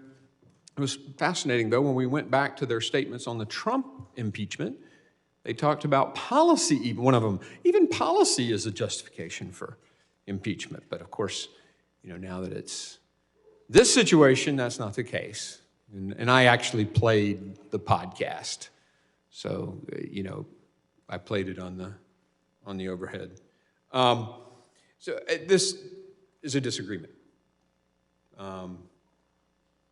But I genuinely believe at the core of who I am, when you take an oath to defend that Constitution, that means the principle of the Constitution of separation of powers is entertained. And I quoted earlier, or someone quoted earlier, a case where, you know, lawlessness is not, one of the founders said it, I think it was Madison, not acceptable. And so, yeah, I mean, I know we disagree, but in my heart of hearts, if this was a Republican, I'd be doing the same thing. And I yield back to Mr. Crane. I yield. Gentleman yields. Are there any other members who wish to speak on the, Mr. Menendez, you're recognized for 5 minutes to speak on the amendment. Thank you, Mr. Chair. I'd like to yield to my colleague from New York, Dan Goldman. Thank you, Mr. Menendez. You know, Mr. Chairman, you had an opportunity to address a Republican subject to impeachment. And at the time of Donald Trump's first impeachment, you made a number of statements talking about the high bar for high crimes and misdemeanors, that this did not meet it. And let's just review the facts. I'll let you respond in just a minute. Okay. Because I just wanted to know which one you were talking about, because there were 2 impeachments last time, one with a steel dust. I'm talking about turned out to be false, and then the January Okay, 6th. it's So, my okay. time, and I'm happy to address I just wanted that, you to clarify what you were talking about. because I hear you and many of your colleagues completely misrepresenting what that impeachment was about. That impeachment did not include, rely upon, or have anything to do with the Steele dossier. Go look it up, Mr. Bishop. It did not. It absolutely did not. It started with Rudy Giuliani in Ukraine doing Donald Trump's bidding to try to extort the president of Ukraine to open an investigation that would help Donald Trump's political reelection chances. Now, whatever you think of whether that rises to a high crime or misdemeanor, it was clear, based on a bipartisan vote in the Senate, that Donald Trump used the power of his office purely for his own personal gain. He did not use it for any official purposes. And even one of his lawyers went on the Senate floor and tried to make the argument that whatever is in Donald Trump's personal interest is in the national interest, and that's why impeachment should not apply. Now, you're saying I said that? No, I said one of his lawyers. Oh, okay. I'm sorry. So that scenario, no matter if you want to misrepresent the Steele dossier or any of the other red herrings that you all cite, showed an official using his official duties for his personal gain, just like every single other impeachment in the history of the United States. And so what we have here is an official acting in his official capacity for the benefit of the public interest, as he has done for his 22-year career in government service. And you like to quote Ms. Pearlstein on the other side of the aisle, I believe talking about your made-up, fabricated article of impeachment of breaching the public trust, and that she said that actually could be an article of impeachment.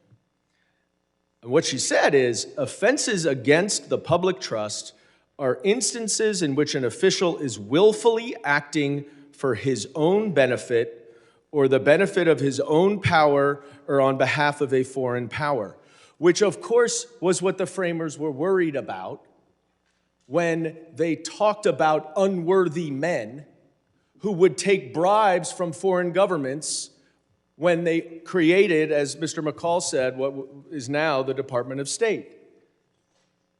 So we can disagree on what's going on at the border. We can disagree about how to solve it.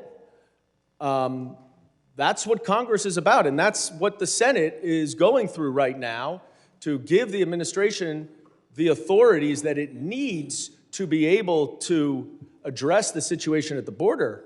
But you are sitting there saying that he is violating the law by failing to detain every single person who comes over the border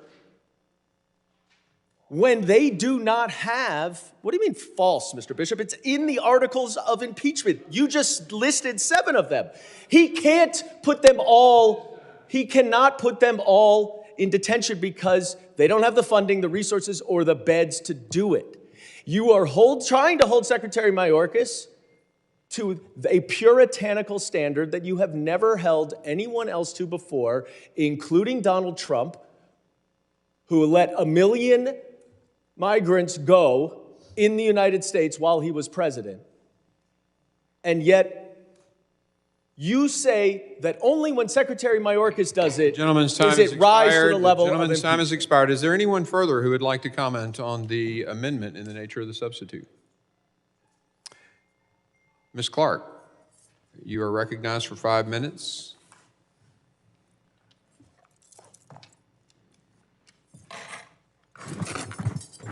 Thank you very much, Mr. Chairman. I have materials that I'd like to have ask unanimous consent to include in the record. It's an article from the constitutional law expert, Mr. Frank Bowman, entitled "Republicans are calling to impeach Homeland Security Secretary Alejandro Mayorkas. Here's why their case is bunk. That explains quite well why, and I quote, "There's no case for impeaching Secretary Mayorkas." Without objection, so ordered. Very well. And I yield time now to Mr. Ivey. Thank you. Mr. Ivey is recognized. Thank you, Mr. Chairman. I just wanted to follow up on some of the comments that Mr. Goldman made. But with respect to this breach of the public trust article that's in the articles of impeachment, I just want to refer to what Mike Chertoff wrote, who was the predecessor for Mr. Mayorkas. And I suppose by the standard that the committee's talking about now, he could have been impeached because he wasn't able to stop everybody else crossing the border either. But he points out, since Mr. Mayorkas took office, the majority of migrants encountered at the southwest border have been removed, returned, or expelled. In fact, since the pandemic-era Title 42 policy was ended last May, DHS removed, returned, or expelled more non-citizens than in any 5-month period in the past 10 years. The truth is that our national immigration system is outdated, and DHS leaders under both parties have done their best to manage our immigration system without adequate congressional support. He goes on to say that he doesn't agree with every policy decision made by the Biden administration. There are aspects of immigration strategy that are worthy of debate. But House Republicans are ducking difficult policy work and hard-fought compromise. Impeachment is a diversion from fixing our broken immigration laws and giving DH the resources needed to secure the border. In your initial comments, Mr. Chairman, you referenced somebody mentioning that H.R. 2 was in Schumer's trash can. That was me. You left out, though, that I also said that H.R. 2 was in McConnell's trash can, too. And both of them said, when H.R. 2 was passed, that it was too radical for them to take up. So when you all talked about why they're doing it in the Senate and not sharing it with you, it's because they had to start from scratch. H.R. 2 was so extreme. Would and the you gentleman rejected, yield? Not yet. Okay. You rejected every amendment, not you personally, but the Republicans voted down every amendment that they offered, even though you, on some instances, said, there might be some merit in that. That's why they rejected it. So they're starting from scratch over there because of what they got from us, well, really, House Republicans on this committee. And then on top of that, I just listened to Senator Langford's comments over the weekend. I don't know him, not familiar with him. He sure didn't sound like a liberal to me. But he really did sound like he was deeply concerned about what's going on at the border. He sounded like he had deep Republican roots. He sounded like he had constituents that were worried about what's going on there. But he's anxious and working hard to pass legislation that can make a difference, which is what we've been requesting here, too. And if it's all right with... Would the gentleman yield? It's my time, Mr. Yes, it is. He's Clark, yielding back yield to you. To additional time to me, please? Mr. Goldman. Thank you. Mr. Goldman, you're recognized. Thank you. We hear a lot from my Republican colleagues today about how this is our only option. And in fact, if you go to the Articles of Impeachment, page 15, it says, in light of the inability of injured parties to seek judicial relief, impeachment is Congress's only viable option. That's funny. I thought Congress was supposed to pass legislation. I thought Congress was supposed to address the problems in this country through legislation. And I'm not the only one who thinks that, nor are House Democrats the only ones who think that. Senate Democrats think that. Senate Republicans think that. And the President of the United States thinks that. So there are 5 entities that are involved in the legislating process. 4 of them agree that we need to pass legislation. 1, the House Republicans are doing everything they can at Donald Trump's direction to sabotage any legislation because you don't want solutions, you just want politics. And I yield back. The gentleman's time has expired. I recognize Mr. Garbarino for 5 minutes to discuss the amendment in the nature of a substitute. Thank you, Mr. Chairman. I yield to the chairman. Okay. Well, interesting that we talk about legislation as a solution to the problem. We did pass H.R. 2, both out of Judiciary Committee and this committee as a combined bill on the floor. And it is over there. Some say it's too radical. But we did do the work of passing the legislation. But interesting you say that legislation is the issue. I think I recall the first 2 years, we got to have immigration reform fixed. I think I recall in the first 2 years of this president's tenure, the House was controlled by the Democrats, the Senate was controlled by the Democrats, and the White House was controlled by the Democrats. Why didn't you fix it then? You were in total control. Yeah, it's still messed up. You're right. And what's happened is that the Homeland Security Secretary has said, well, I'm just going to ignore these laws and do what I think. I'm going to take my agenda for immigration because I can't get it passed through the House or the Senate, even when my own party's in charge, and I'll just do what I want. And that's not what the founders intended. Would the gentleman yield? I yield back to Mr. Garbarino. Thank you, Mr. Chairman. I yield to Mr. Pfluger. Just to set the record straight here on this discussion of resources and not enough bed space, I want to ask a question. Has any Democrat been to the facility in Adelanto, California? Okay, so you haven't actually been to the facilities that have 1,940 bed spaces there, yet only 8 are full. So this discussion, this argument that there's not enough resources, that there's not enough bed space. This is, I want to continue the thought here. It's completely false. That's not the only facility. Let's talk about in 2021 that 4 out of 5 beds at the facility in Tacoma, Washington were empty. Let's talk about in 2021 where DHS spent $12.5 million on a facility in Georgia with unused beds at the same rate. So the detention piece of this argument, the willful refusal to comply with the detention piece of the Immigration and Nationality Act is what we're talking about. That is the law that Secretary Mayorkas has not complied with. He has not enforced. He has not done anything, in fact. And he had the resources, he had the bed spaces, he had the ability, and he didn't do it. So when I hear my colleagues on the other side of the aisle, and by the way, how many Border Patrol agents have you actually talked to over the past year? How many people have you actually heard from? Mr. Chairman, I'd like to enter into the record the Border Patrol Union document that talks about the fact that they don't have the ability to actually do their job. And this is called Agents Are Not Violating the Law or Following Unlawful Orders. I'd like to enter this into the record. Without objection, so ordered. Will the gentleman yield for a question? I'll yield back to Mr. Garbarino. I yield to Mr. Bishop. I thank the gentleman from New York. And there's one other thing to add to the cogent point being made by the chairman and then by Mr. Pfluger.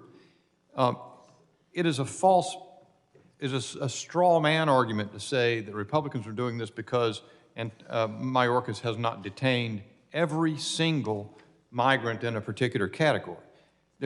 And what I endeavored to suggest a moment ago was that the articles, I would ask somebody to point to me the page in the line where it says anything about every single migrant. What it's saying is, of course, there remains, even when Congress passes a law to restrict prosecutorial discretion from being exercised in a certain way, obviously there are certain circumstances where it can't be avoided. So if an administration is doing its best, if the Secretary is doing his best or her best to abide the law, but circumstances prevent it.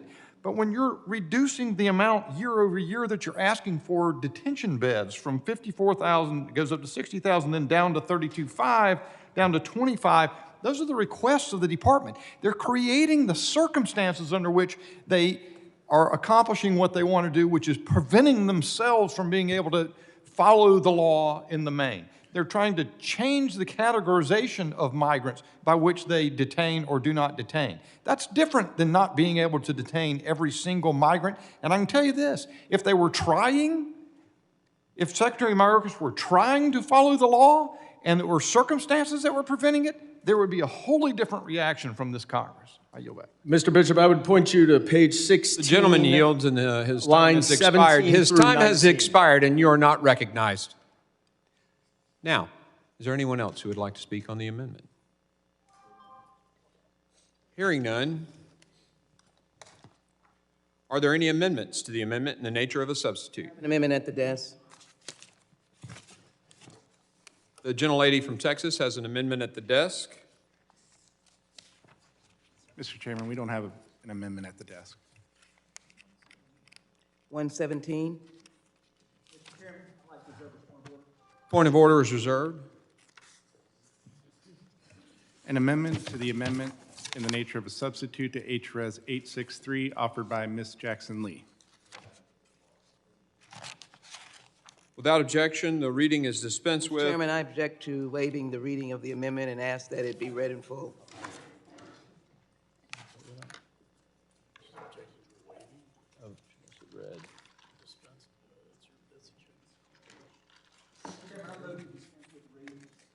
We have a motion to dispense with the reading. I object. All those in favor say aye. Aye. All those opposed, no. No. The ayes have it. I call for a roll call.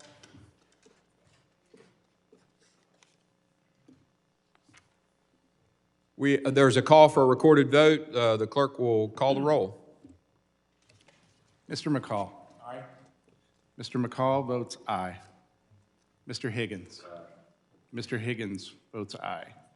Mr. Guest. Mr. Guest votes aye. Mr. Bishop. Mr. Bishop votes aye. Mr. Jimenez. Aye. Mr. Jimenez votes aye. Mr. Pfluger. Aye. Mr. Pfluger votes aye. Mr. Garbarino. Aye. Mr. Garbarino votes aye. Ms. Green. Aye. Ms. Green votes aye. Mr. Gonzalez. Mr. Lalota. Mr. Ezell. Aye. Mr. Ezell votes aye. Mr. D'Esposito. Yes. Mr. D'Esposito votes aye. Ms. Lee. Aye. Ms. Lee votes aye. Mr. Luttrell. Mr. Strong. Aye. Mr. Strong votes aye. Mr. Burkeen. Aye. Mr. Burkeen votes aye. Mr. Crane. Aye. Mr. Crane votes aye. Ranking Member Thompson. Nay. Ranking Member Thompson votes no. Ms. Jackson Lee. No. Ms. Jackson Lee votes no. Mr. Payne. No. Mr. Payne votes no. Mr. Swalwell. Mr. Correa. He's back. Mr. Correa votes no. Mr. Carter. No. Mr. Carter votes no. Mr. Tanadar. No. Mr. Tanadar votes no. Mr. Magaziner. No. Mr. Magaziner votes no. Mr. Ivy. No. Mr. Ivy votes no. Mr. Goldman. No. Mr. Goldman votes no. Mr. Garcia. No. Mr. Garcia votes no. Mrs. Ramirez. No. Mrs. Ramirez votes no. Mr. Menendez. No. Mr. Menendez votes no. Ms. Clark. No. Ms. Clark votes no. Ms. Titus. No. Ms. Titus votes no.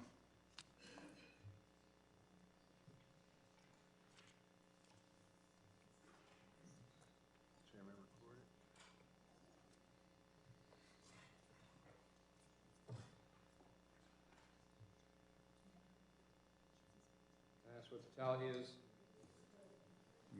Can I ask what the tally is?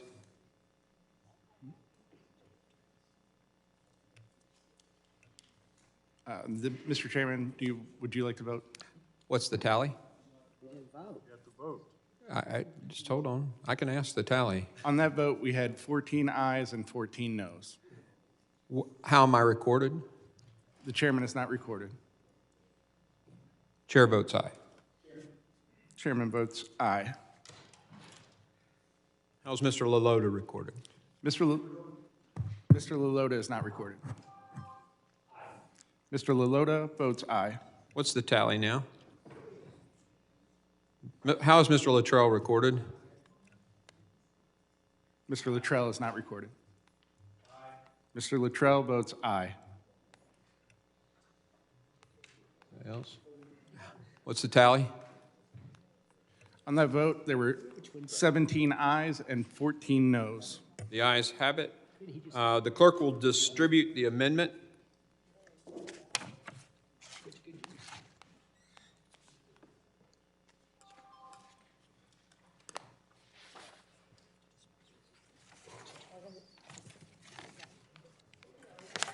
Took longer to do that than the.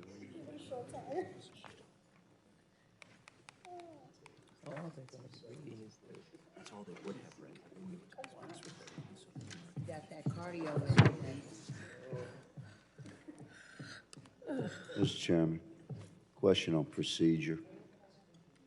If the minority is going to require that every amendment they offer be read, not dispense with the reading, I said, let them read it.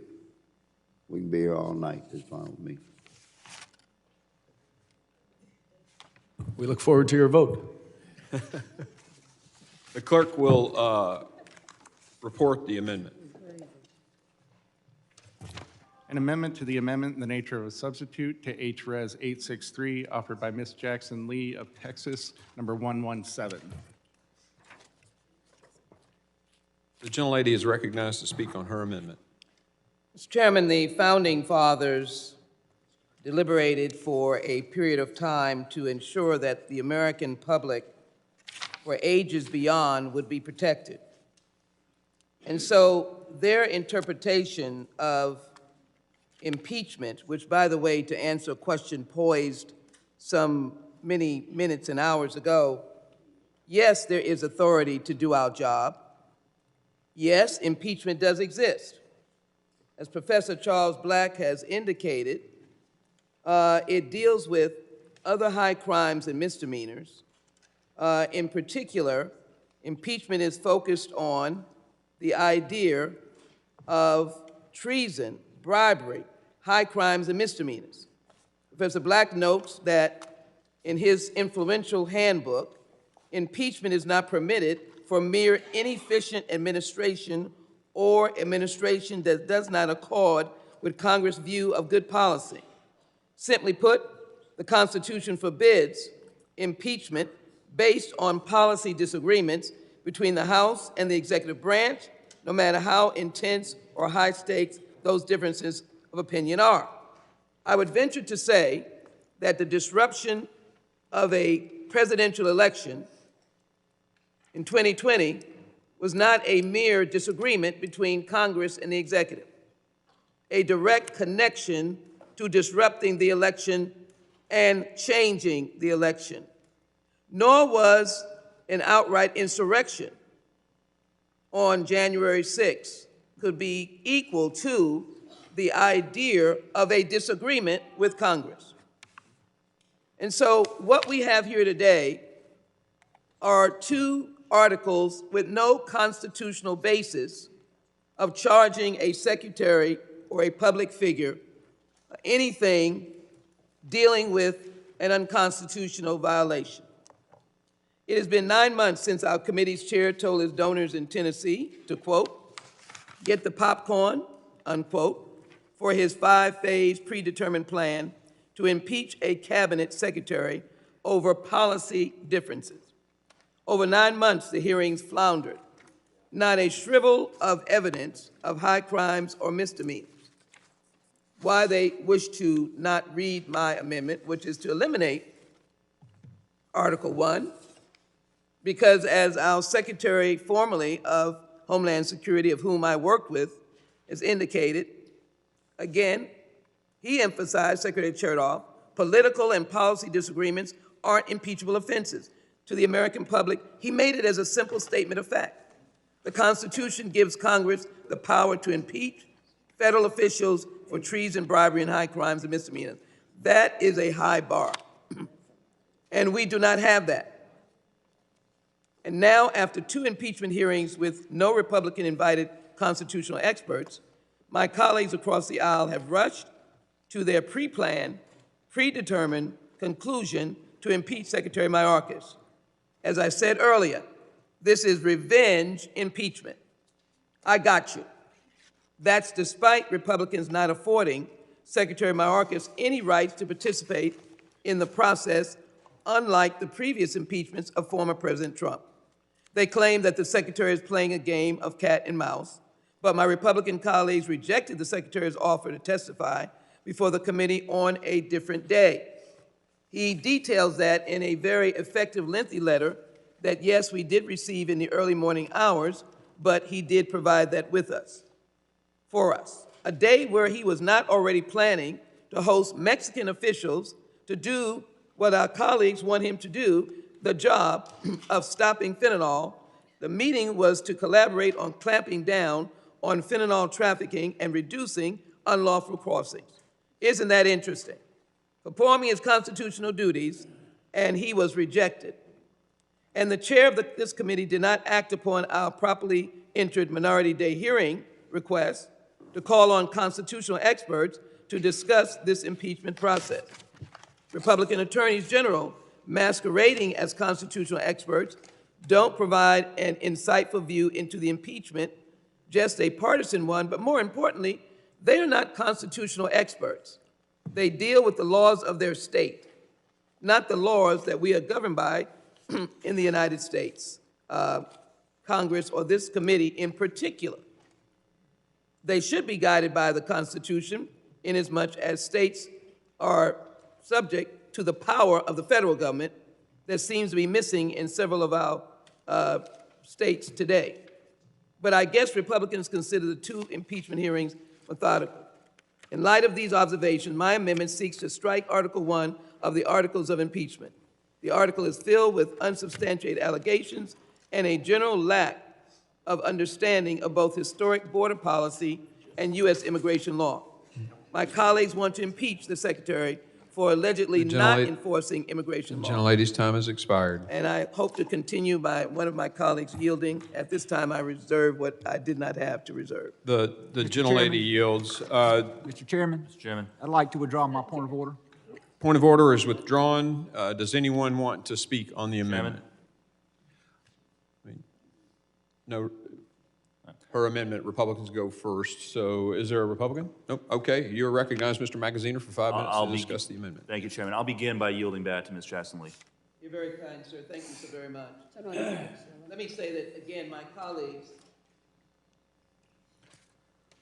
want to impeach the Secretary for allegedly not enforcing the immigration law. Be reminded, my colleagues, that he was attempting to meet with Mexican officials to enforce laws to determine what laws we could work on together, and which he could not be at this particular hearing and was not given another option. They seem not to understand that Congress provides the funding for and sets the minimum threshold for detention levels, and Congress has never provided the resources to detain all undocumented migrants. DHS is currently detaining more people than required by this body, while Republicans refuse to consider the Secretary's request for more funds to further increase the bed space. Similarly, Congress has never provided the resources to remove all eligible non-citizens. No administration have ever requested funding for such a large deportation scheme. We have not even tried to participate in legal, if you will, immigration by providing the necessary tools. I didn't say that they would all be granted for asylum. And so we have an extensive backlog in all forms of assessing the migrants coming across the border. Therefore, Secretary Mayorkas uses prosecutorial discretion in the absence of other tools in accordance with longstanding precedent and rightly instructs the officers and agents to prioritize threats to public safety, national security, and border security as the American people would want them to do. How do you protect us, Mr. Secretary? Well, I've been given zero by this Congress. They've done nothing for comprehensive immigration reform, so I'm going to, in my best judgment, as a public servant, following the Constitution, doing my duty, try to ensure that you will have the opportunity to be safe. The prioritization doesn't stop him from enforcing the law. He's already removed and expelled more people than the Trump administration. My colleagues also want to impeach the Secretary for executing his parole authority in a way that aligns with decades of precedent. Every administration since Eisenhower has used parole. Its first use was actually for 30,000 Hungarian nationals fleeing communism. President Trump used parole to expedite the reunification of Cuban families facing long waits for immigrant visas. Now Republicans want to say it can't be used on a case-by-case basis for Ukrainians fleeing Russian aggression, or the multitude of different persons that are now coming across the border because, again, there was no stand-up Republican Party to provide the resources, stand up to the cause, to provide the resources that would allow for this secretary to perform his job. My amendment affords my Republican colleagues to go back to the table for an opportunity to do their job and to correct their baseless allegations, of which I would care for them to adopt their own instructions. Secretary Chertoff said, that is why Republicans aren't seeking to hold Mr. Mayorkas to the Constitution's high crimes and misdemeanors standard for impeachment. They make the unsupported argument that he is derelict in his duty, and they have no basis to be able to suggest that. And Secretary Chertoff goes on to say, the truth is that our national immigration system is outdated, and DHS leaders under both parties have done their best to manage our immigration system without adequate congressional support.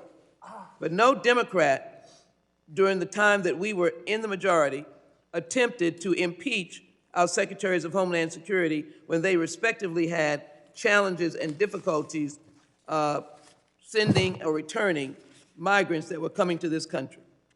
So let me, as I conclude, we have been executing, and this is by way of Secretary Mayorkas, but no one wants to listen to. We have been executing an unprecedented and high-impact campaign to disrupt, dismantle the smuggling organizations. More than 14,000 smugglers throughout the region have been arrested, and thousands have been prosecuted under federal law. We have worked with Mexico to conduct mirrored patrols along the southwest border, protection of the southwest border. And we have worked with Mexico and other countries to increase interdictions along the migratory routes, include repatriation flights, and execute the removal of third country nationals. Last year, we secured funding to hire 300 more Border Patrol. We scrapped and got whatever we could get. Gentlelady, your time has expired, but I think Mr. Thinidar is going to yield to you. Mr. Thinidar, you're recognized. Article 1. I yield back. Thank you, Mr. Chair. I yield my time to the gentleman from Rhode Island. Mr. Magaziner is recognized. Thank you, Chairman, and thank you to Representative Thinidar. I want to speak in favor of Ms. Jackson-Lee's amendment. The legal case for impeachment in these articles is incredibly thin, and I want everyone to understand this. In Article 1, the argument that House Republicans are making is that somehow Secretary Mayorkas is choosing not to follow the law because a portion of migrants apprehended at the border are not being detained until their cases are heard. But again, there is not enough detention capacity because this Congress has not provided that funding for that capacity. Stats and numbers don't lie. For fiscal year 2024, and I want everyone to hear this, Congress provided funding for 34,000 beds in ICE detention centers, 34,000. The average daily population in those detention centers is 37,000 people. They are at capacity. So there may be individual examples of certain facilities at certain times that are not at capacity for safety reasons or health reasons or whatever the case may be. But overall, across the system, we are at and above capacity. And so what should the Secretary do? The Secretary, because he has not received the funding to provide adequate detention capacity, has to use his judgment for who to detain and who to release. That is not illegal. It is certainly not impeachable, and it is the exact same kind of discretion that every other director before him has used. In the last 2 years of the Trump administration, 52% of migrants apprehended at the southern border were released, not detained. 52%, nearly 1 million people. I did not hear my Republican colleagues trying to impeach the secretary or acting secretary under the Trump administration during those years, but here they are trying to impeach Secretary Mayorkas for doing the exact same thing. And in fact, the percentage of migrants who have been released under the Biden administration, 48%, is lower than the 52% rate under the last 2 years of the Trump administration. In Article 2, and that's, by the way, that is essentially their whole argument in Article 1, so we can forget that. Article 2, they are arguing that somehow the Secretary has lied to Congress because at various times he said things like the border was secure or the border was closed. These are subjective terms. Again, certainly not impeachable. If he said, you know, we're holding an average daily count of 37,000 people a day when it was really 10,000 a day, well, that would be a lie. That would be misstating a fact. But characterizing the situation on the ground in a way that my Republican colleagues might disagree with is certainly not impeachable or a lie. If I say to you, it's hot outside and you think it's cold, I haven't lied to you. If I say to you it's 80 degrees and it's actually 40 degrees, well, that might be a lie. Would the gentleman yield? But I'll just say once again, you're talking about terms like closed, secure, that are inherently subjective terms. Oh, okay, I mean, there are certain terms like operationally secure that may have a legal definition, but again, the idea that this would be an impeachable offense is ludicrous. There is no law that my colleagues have pointed to that has been broken, and particularly when it comes to the Secretary using his discretion to decide how to manage the lack of capacity because Congress has not provided the resources that he has asked for. He's using the same discretion that every secretary before him has used. The gentleman yield quick for... Yield to Mr. Goldman. Just to follow up on Mr. Magaziner's point on the operational control of the border, as that term is defined in the Secure Fence Act of 2006, that, of course, requires 0 immigrants from crossing the border in order to achieve that standard. And of course, that's unreasonable, unattainable. So in 2007, under the Bush administration, the department issued guidelines to redefine what operational control is. So if you are actually trying to point to this and the letter of the law, then you ought to talk to your colleagues in the Wayback Machine in 2007 who changed that definition. The gentleman's time has expired. Would the gentleman yield? The gentleman's time has expired. I now recognize Mrs. Green for 5 minutes to comment on the amendment to the amendment. Thank you, Mr. Chairman. We're listening to Democrats today talk about Secretary Mayorkas requesting funding from Congress and talking about detention space. But the facts tell the truth. Secretary Mayorkas has requested less detention space. Fiscal year 2020, $2.7 billion for 54,000 beds, including 2,500 for family units. Fiscal year 2021, $3.1 billion for 60,000 beds, including 5,000 for family units. Fiscal year 2022, he requested $1.8 billion for 32,500 beds. Fiscal year 2023, he requested $1.4 billion for 25,000 beds. And in fiscal year 2024, Secretary Mayorkas reduced it again down to $1.3 billion for 25,000 beds. This is a reduction of 9,000 from fiscal year 23 enacted. DHS has not provided Congress with statutorily mandated reports on detention needs as required under 8 U.S.C. 1368 and requested by the committee in a letter on January 4th, 2024. Also, DHS claims in fiscal year 22 and 23 budget requests that a reduction in detention capacity level will not impede ICE's ability to apprehend, detain, and remove non-citizens that present a threat to national security, border security, and public safety. Secretary Mayorkas closed detention facilities, closed them, while paroling en masse millions of illegal aliens into our country. By December 2021, DHS stopped using family detention centers for family units. In March 2022, ICE announced it would close an Alabama detention facility and limit the use of 3 others in Florida, Louisiana, and North Carolina.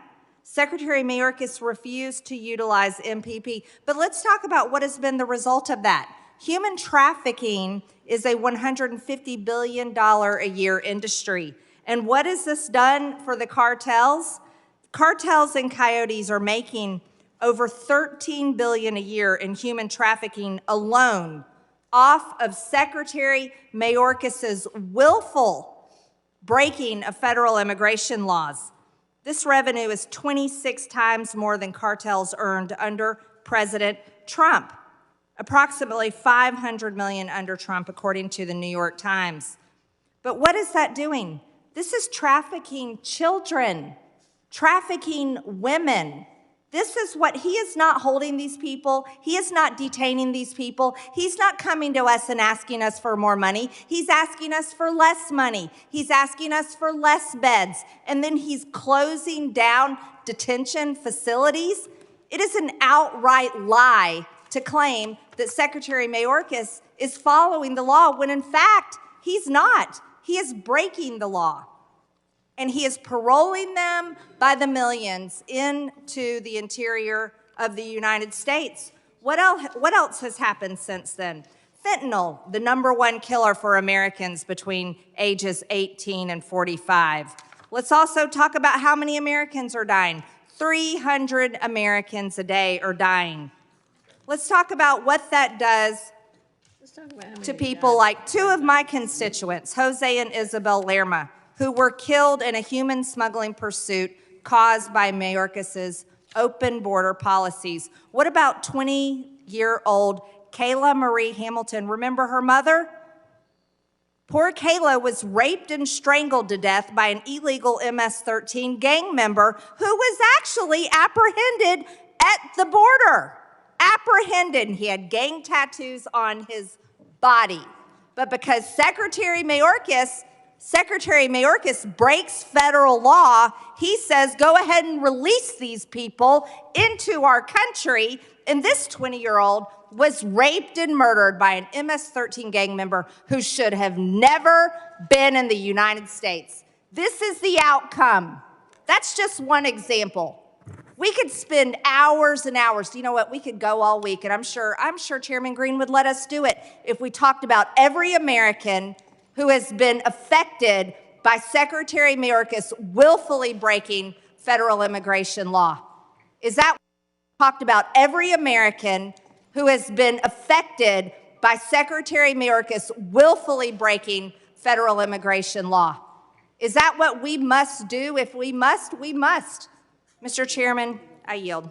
The gentlelady yields. I now recognize Mr. Payne for 5 minutes discussing the amendment to the amendment. Thank you, Mr. Chairman. I'd like to yield to Congresswoman Sheila Jackson-Lee. Gentleman yields. Ms. Jackson-Lee. I thank the gentleman, and forgive me, Mr. Magazine, that I didn't thank you and you yielded. Thank you so very much. Let me give us all a suggestion. Let us move to adjourn this meeting and have an authorization meeting, because my heart goes out to every single victim that has suffered a loss of life, being a family member or who's died in this terrible scourge of drug trafficking or fentanyl. And let's have a meeting that deals with authorizing Secretary Mayorkas $20 billion to be able to do the job that we understand he has not done, because he has not asked for $1 billion, $2 billion, $5 billion, $6 billion, $7 billion. It goes to the very point that we are making. These are policy decisions. These are decisions that the Budget Committee participates in, the Appropriations Committee participates in. And it may be in the overall discussion of the budget of this nation or appropriations, that the Secretary was given the amount that he could work with, policy. And it wasn't a constitutional decision, it was, this is the budget for DHS. And the billions that you are asking or maybe need will have to be dropped down. And so I can't for the life of me see why my colleagues cannot understand that you are dealing clearly with the issue of a policy decision and a very wise secretary that is trying to do his job by protecting us in the narrow way that he's allowed to do so. Here are my resources. Here is who I can detain. And for the information of this committee, many Republicans want to use our immigration and criminal justice system to solve public health crisis or blame the secretary. Under President Biden's leadership, overdose deaths have decreased or been flat each month for 6 consecutive months. As well, we have reported, based on a rolling 12-month count, with significant increases during the final year of the Trump administration. We didn't have that. With Democrats, we've been working to bring it down and to stop the scourge of drug trafficking. In September 2021, during the first year of the Biden administration, the DOJ and DEA announced law enforcement surge that resulted in the seizure of far more of these fentanyl pills and other horrible aspects. And so the real question is, how long are we going to pursue a question of behavior under your job versus direct acts that result in the death of people? Are you telling me Secretary Mayorkas was directly involved in killing people? Would we go to that length? Would we so much even suggest that the smugglers and the cartels gaining profits have now rendered under Secretary Mayorkas under Article 2 that talks about the breach of trust? Or has he benefited monetarily? Who would want to stand and say that? And so we're getting to a point now where it really is a question of understanding. And that understanding is that Article 1 does not fit any of the charges that the Republicans are making against this gentleman. They're not constitutionally grounded. And we have not allowed the Secretary, who is now engaged in negotiations now for over a month, I believe, or more, with the Senate, a very table that the House Republicans have been invited to sit at, the very table that the Speaker of the House has been invited to sit at. And my understanding is that their seats are vacant.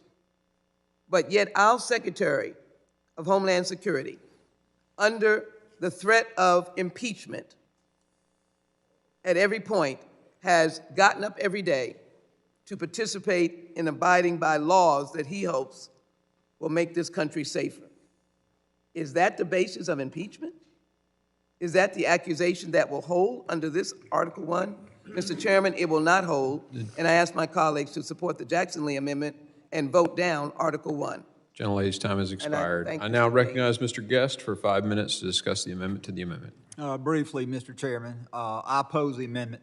I do disagree with Ms. Jackson-Lee when she says that members of the House have been asked to sit at the table during these Senate negotiations. That is completely untrue. You've not been asked. Ranking Member Thompson has not been asked.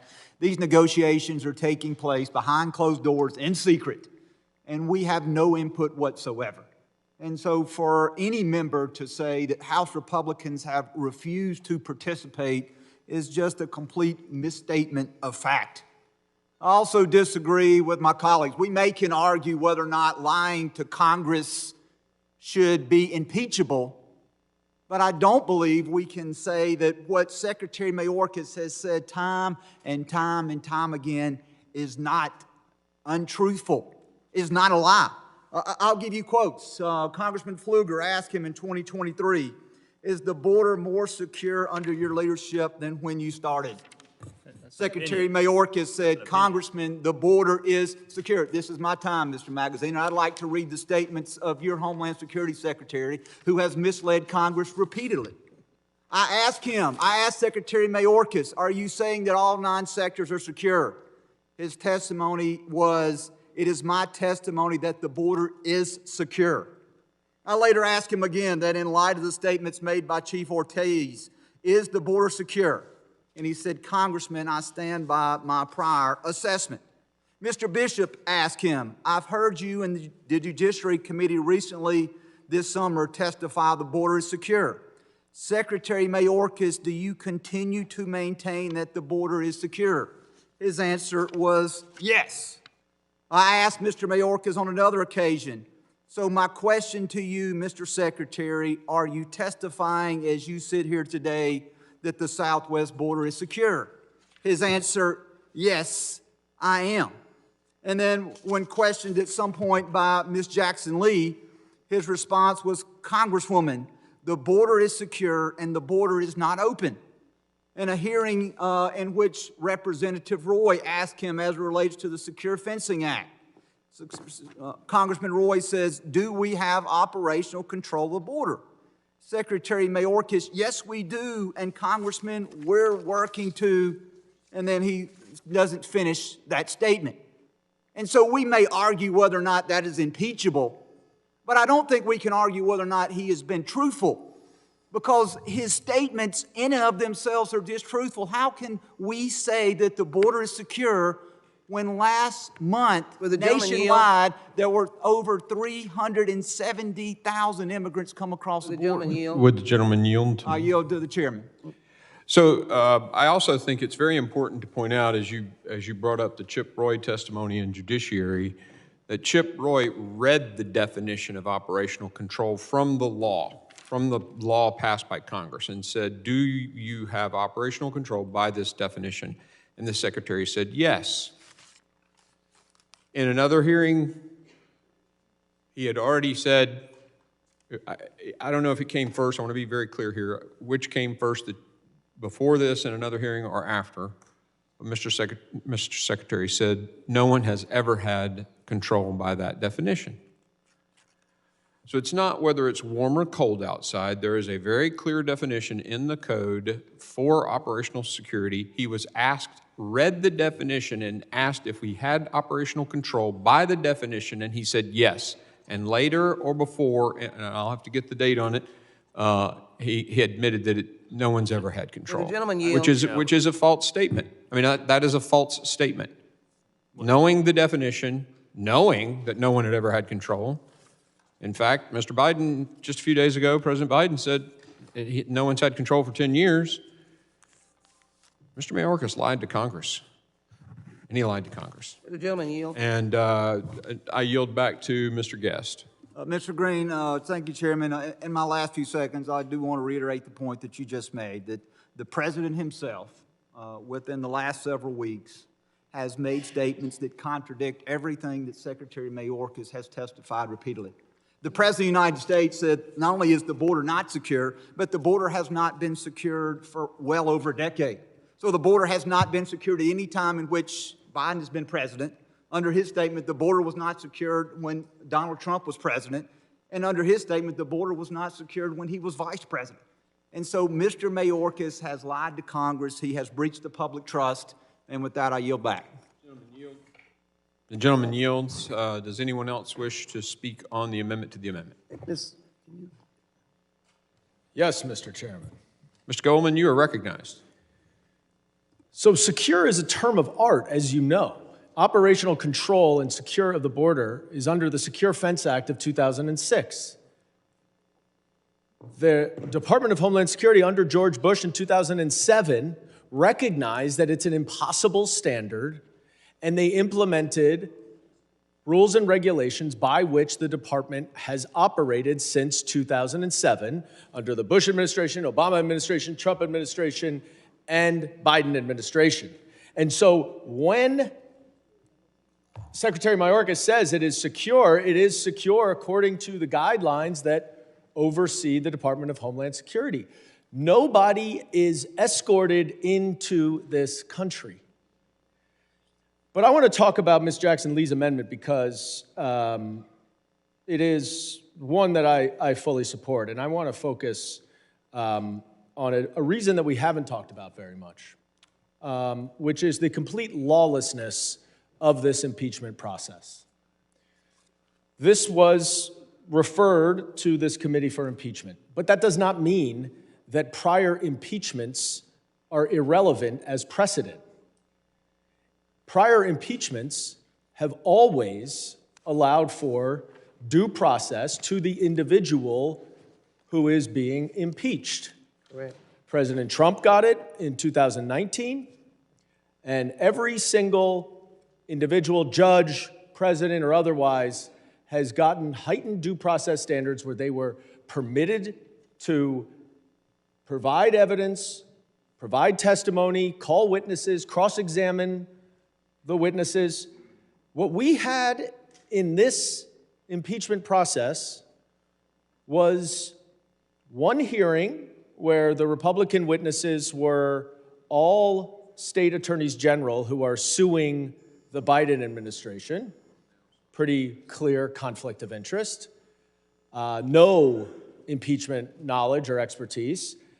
And another hearing where we heard stories, tragic stories from parents of children who have died.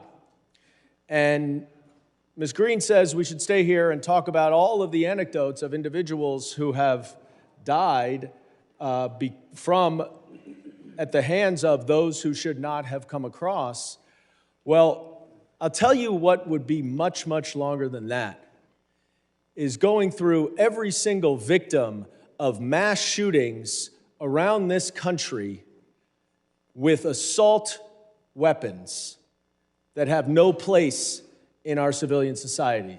2 a day. That would take a lot longer than everything else. So we're here in an impeachment process that has no due process. There is absolutely no legal analysis of any of these articles of impeachment, which are unprecedented and have been made up out of whole cloth. And then in Article 1, which is what we're talking about here, the gist of it, as my colleague from Rhode Island said, is that Secretary Mayorkas has failed to secure the border, and the specific examples generally relate to his failure to follow the law and detain everyone. Now, I would add, of course, Ms. Green is wrong in the President's supplemental appropriations request. The President did ask for more funding for ICE detention. He asked for more funding for Border Patrol agents, for asylum officers, for immigration judges, for USCIS officials to process everything, because we have such a backlog of the asylum process. But he's being impeached right now because he did not put everyone in jail.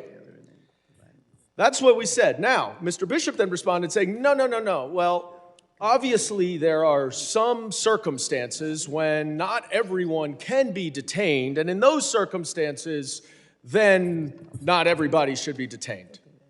So I figured it out. We have the impeachment of Secretary Mayorkas, because the law says that immigrants shall be detained unless it is the judgment of Representative Dan Bishop of North Carolina that they are exempt from detention. Thank you. I yield back. The gentleman yields in time. I thank the gentleman. Ladies and gentlemen, we have votes going on right now. We're going to recess and we will reconvene at 4:40. At 4:40, we're starting back in here. We're in recess.